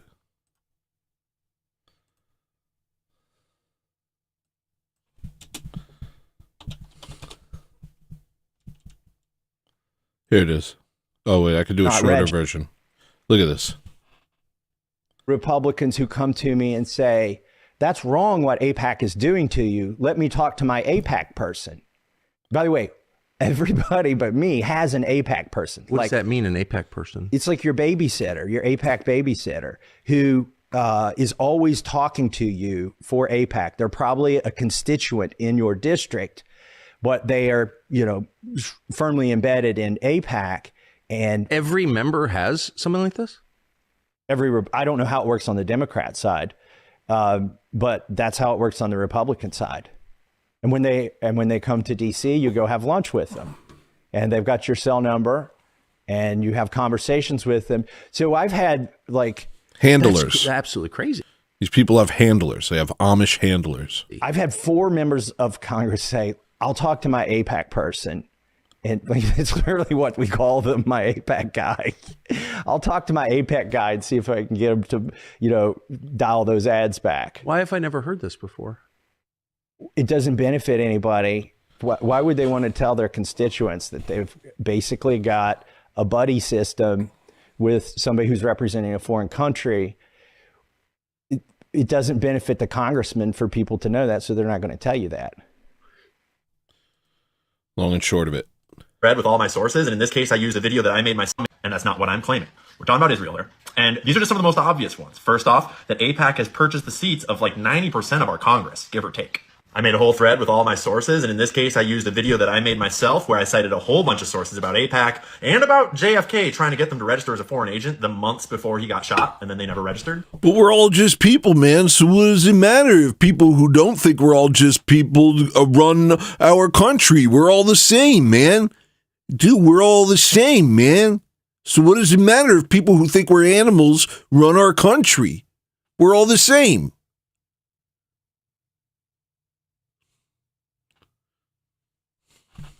Secondly, that Israel's obviously the state sponsor of Jeffrey Epstein. He was an Israeli operation through and through, from his handler being Ehud Barak, the ex-prime minister of Israel, as well as the ex-head of Israeli military intelligence. His funding was from Les Wexner, one of the world's richest Zionist philanthropists, and he was accused openly by ex-Mossad assets of being Mossad. And that's not to mention his connection to Robert Maxwell, one of the most infamous Mossad spies ever. In that case, I used another one of my videos where I cited a whole bunch of evidence, and I'm just using them because they're fun ways to consume a lot of primary sources and evidence very quickly. But in most of these cases, I've made tons of different videos, and there's tons of evidence out there about this guy's awesome. This guy's awesome.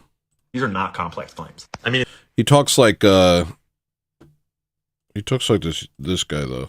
What's this guy's name? The guy who speed runs. The guy who plays Mario. Who am I talking about? You guys know what I'm talking about? What am I talking about?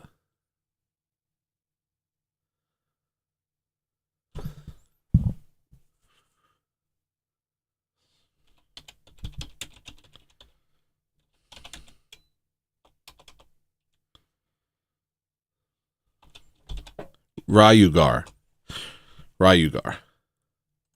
I I think it's Ryugar.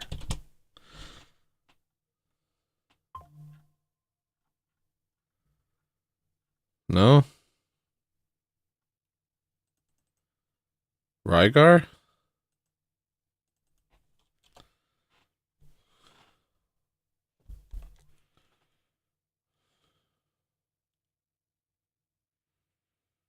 Ryu?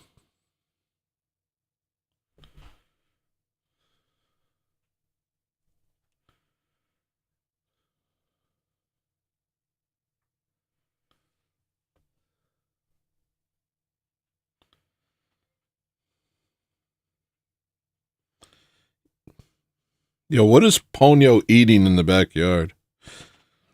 What's that guy's name? He goes up and everything. Hey guys, today I'm playing Mario. We're gonna do our thing here today. We're gonna go play Mario. I'm gonna play Mario so fast with our fast thumbs. Who is that guy? Do you guys know what I'm talking about? Whatever. He talks like that. Apparently it's an accent. What's his name?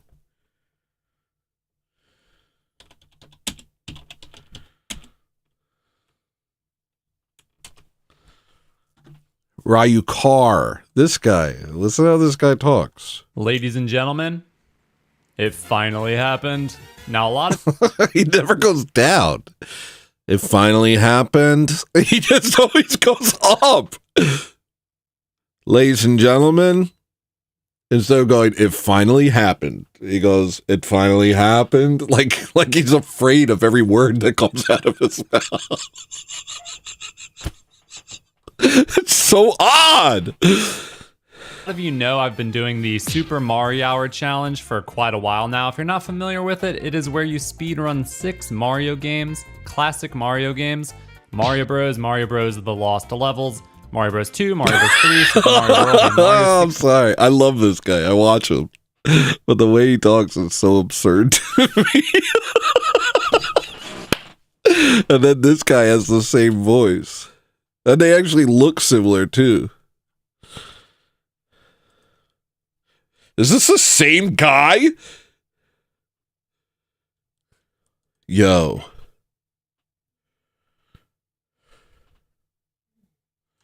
I'm the first on this conspiracy. Hey, Q-tards. Got some fresh meat for you. At Ryugar is at Ian Carroll.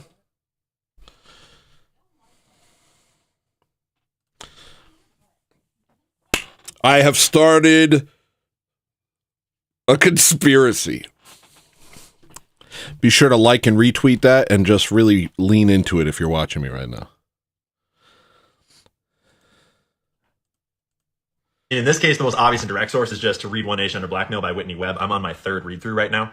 Next, that Israel is the only nation who has a de facto sanctioned, but it's actually secret and unsanctioned nuclear program. And that's a program that they stole from the United States. Look into the Apollo affair, NUMEC, the Dimona nuclear facility. One great source, if you like video, is... Dimona? Oh yeah, I didn't see NUMEC, how Israel stole the bomb. That's interesting, but there's a great show. There's so many things you could watch, like An Open Secret, Occupied Nation. There's something called like Occupied Nation. All of the information is available to you. And once you understand it, then you understand the world around you. If you keep believing what they tell you, the world's going to continue to make no sense to you. And you're going to have to retreat into a bubble of comforts instead of engage with the world around you honestly. Is this NUMEC documentary produced by Ryan Dawson. It's available for free on Rumble. It's an amazing resource that is super, super diligent. Tons of primary sources in here. Shout out to Ryan Dawson. Tons of primary sources and Muslims. We got to turn off the CC. Jews, Muslims, and Christians live side by side in peace in Palestine before the Rothschilds purchased the country from Great Britain during World War I. The Balfour Declaration. That's this song. Balfour Declaration, time don't care about what you need. I have like this idea of like this story that's kind of like a Lord of the Rings type deal.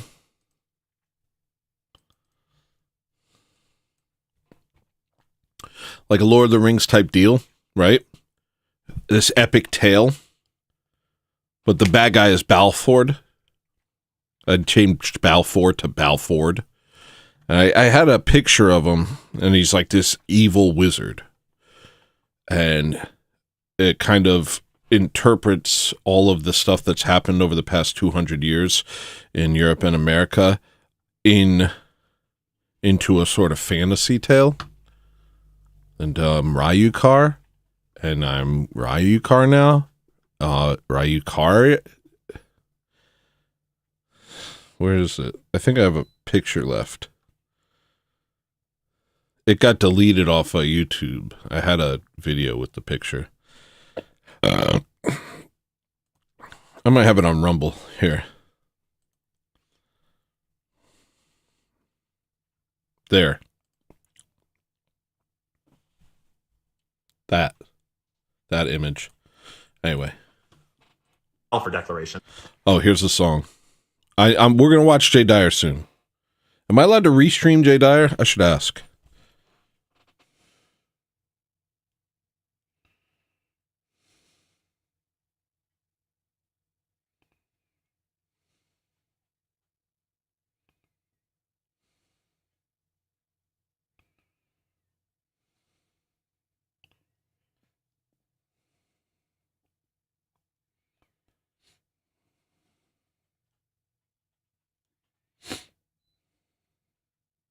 Has he blocked me?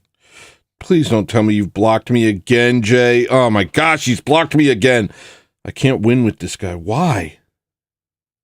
Has he?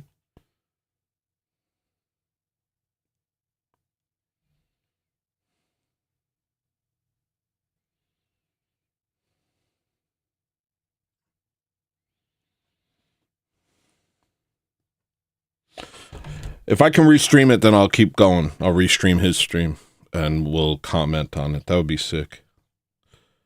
Anyway, here's Balfour Declaration, then we'll get back to the video. I know, I'm ADD. I'm ADD or something, I don't know.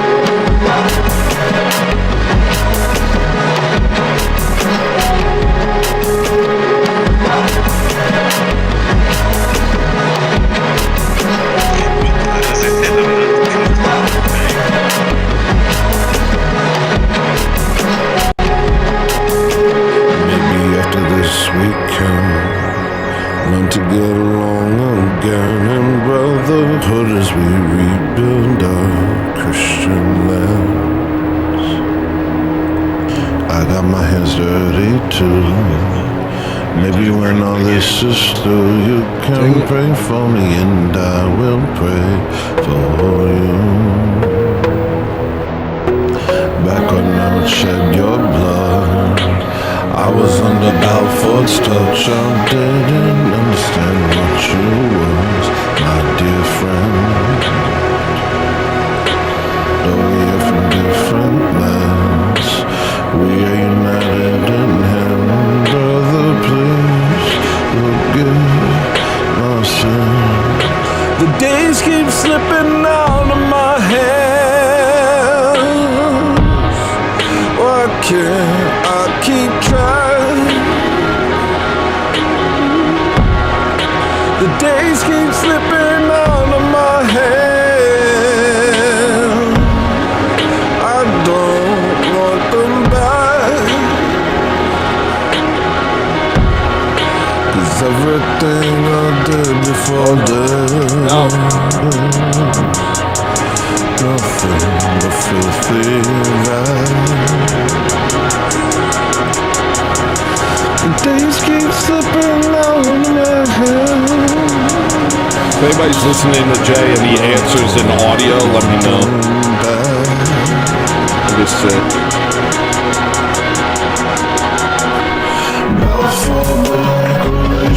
Times unchanged your dreams. Now for declaration, times don't care what you think. Now for declaration, times unchanged your dreams. Now for declaration, times don't care what it means.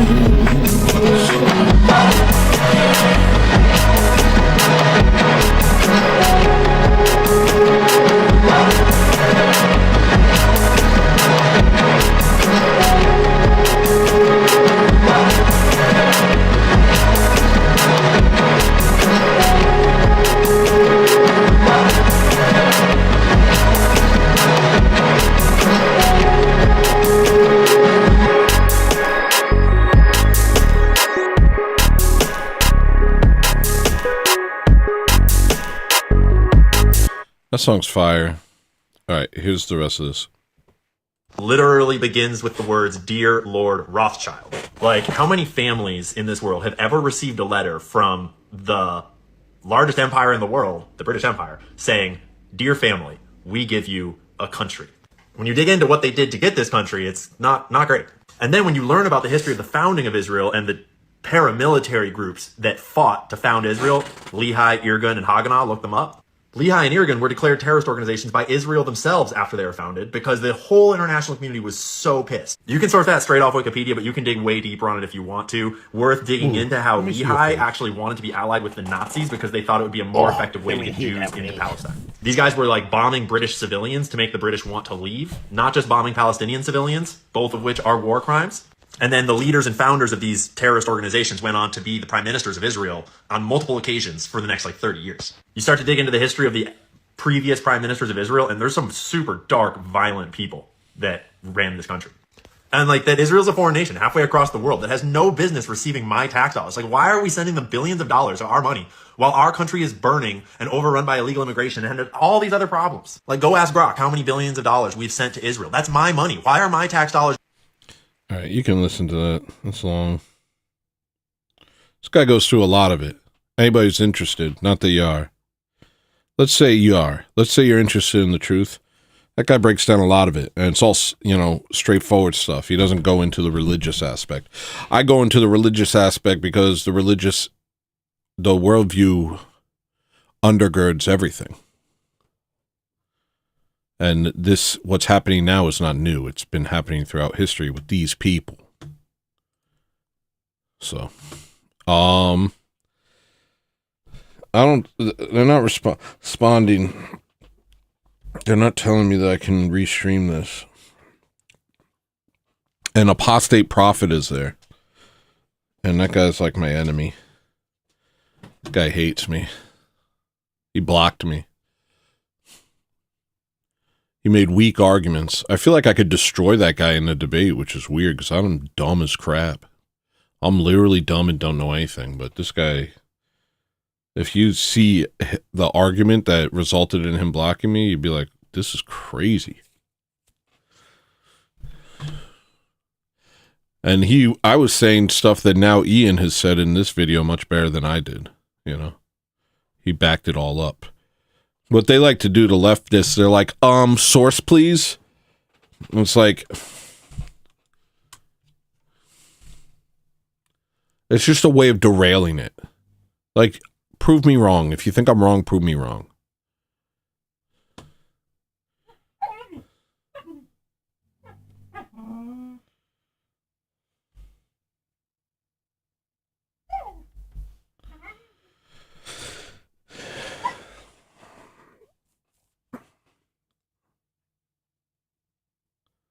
I don't think that's going to happen. I don't think he's going to let me restream.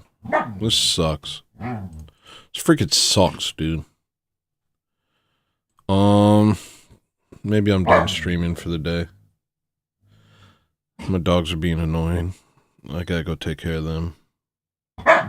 Hey! Oh, this sucks. Yeah, I'm gonna stop.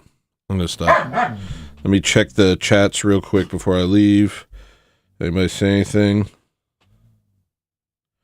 Why would it be an issue if I restreamed? I don't know. I guess I could. You know what? Screw it. Let's do it. I'm restreaming you, Jay. Please don't be mad at me.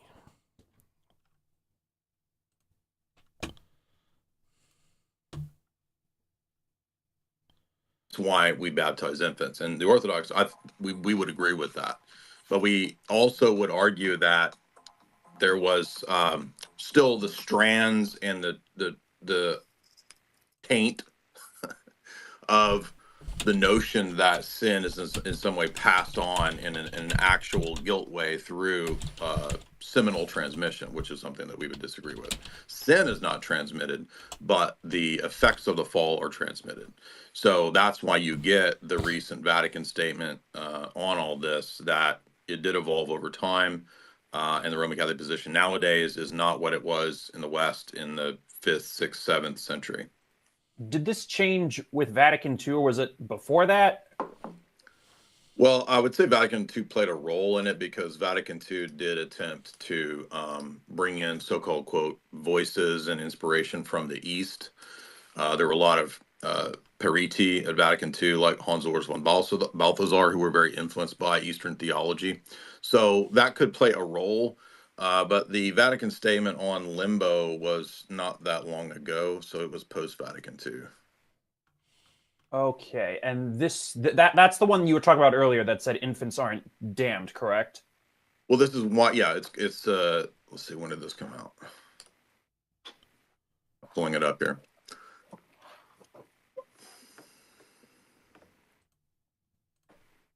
I highly recommend people interested in this topic should read it. It doesn't have a date on it, so I'm not sure when this came out, but it's called the Hope for Salvation of Infants Who Die Without Being Baptized. This was a CDF document, I think under Ratzinger. It might have been under John Paul. I don't recall. Hey, baptism. Maria, can you get Ponyo? I know in the Catholic Church, there's this concept of baptism by blood and baptism by desire, which are kind of like the non-normative means someone would be. Yeah, I mean, that's true. Baptized. We believe in that in the Orthodox Church too. Okay, so that's in the Orthodox tradition as well. Yeah, and if we had gotten further in that discussion, I'm sure you know about the Catholic heresy of Feeneyism. Yeah, I was a big fan of Father Feeney at one time. Yeah, well, basically, the Catholic Church doesn't hold to that position, obviously. But I do have another question about something that was brought up earlier. Uh-huh. I think it was I think we talked about Protestant Mariology, and I noticed a lot of evangelicals online are very adamant that Mary had to have had other children and had to have had relations with Joseph. Now, as a Catholic, I, of course, believe in the perpetual virginity of Mary. Did this idea that she had to have had other children or had to have, had relations with Joseph, is this something that comes from higher biblical criticism? Well, it was proposed by Helvidius yes, in the days of Jerome. So, I mean, it's not a new idea, but it's very possible that more recent higher critical scholars also probably promoted that idea. I do know about Helvidius, and I believe St. Jerome wrote a work. Yeah, I have it pulled up. Condemning his views in 383 AD, if I'm not. I don't think I'm going to do this. All right, just listen and go do stuff because I'm not adding anything. It's too highbrow for me. All right, bye. Bye, everyone. Bye. If you're not Orthodox, become Orthodox. If you are Orthodox, go to church. Go to church. Go to church.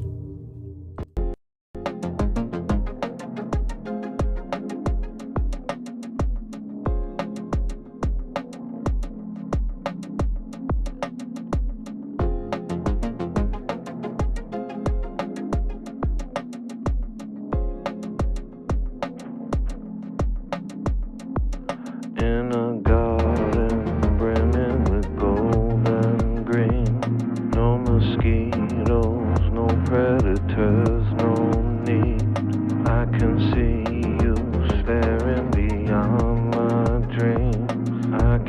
hear you singing a song of peace as a wave of love washes over me. See the light like diamonds shine through the trees. Every breeze whispers of eternity. I am finally where I'm supposed to be. Next time that you see me, don't. Next time that they see me, they won't. Next time that you see me, don't. Next time that they see me, they won't. Next time that you see me, don't. Next time that they see me, they won't. Next time that you see me, don't. Next time that they see me, they won't.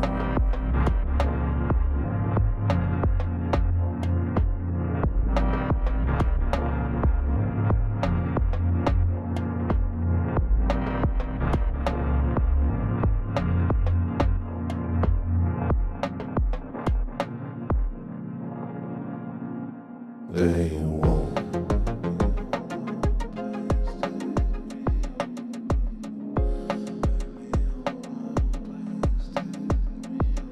They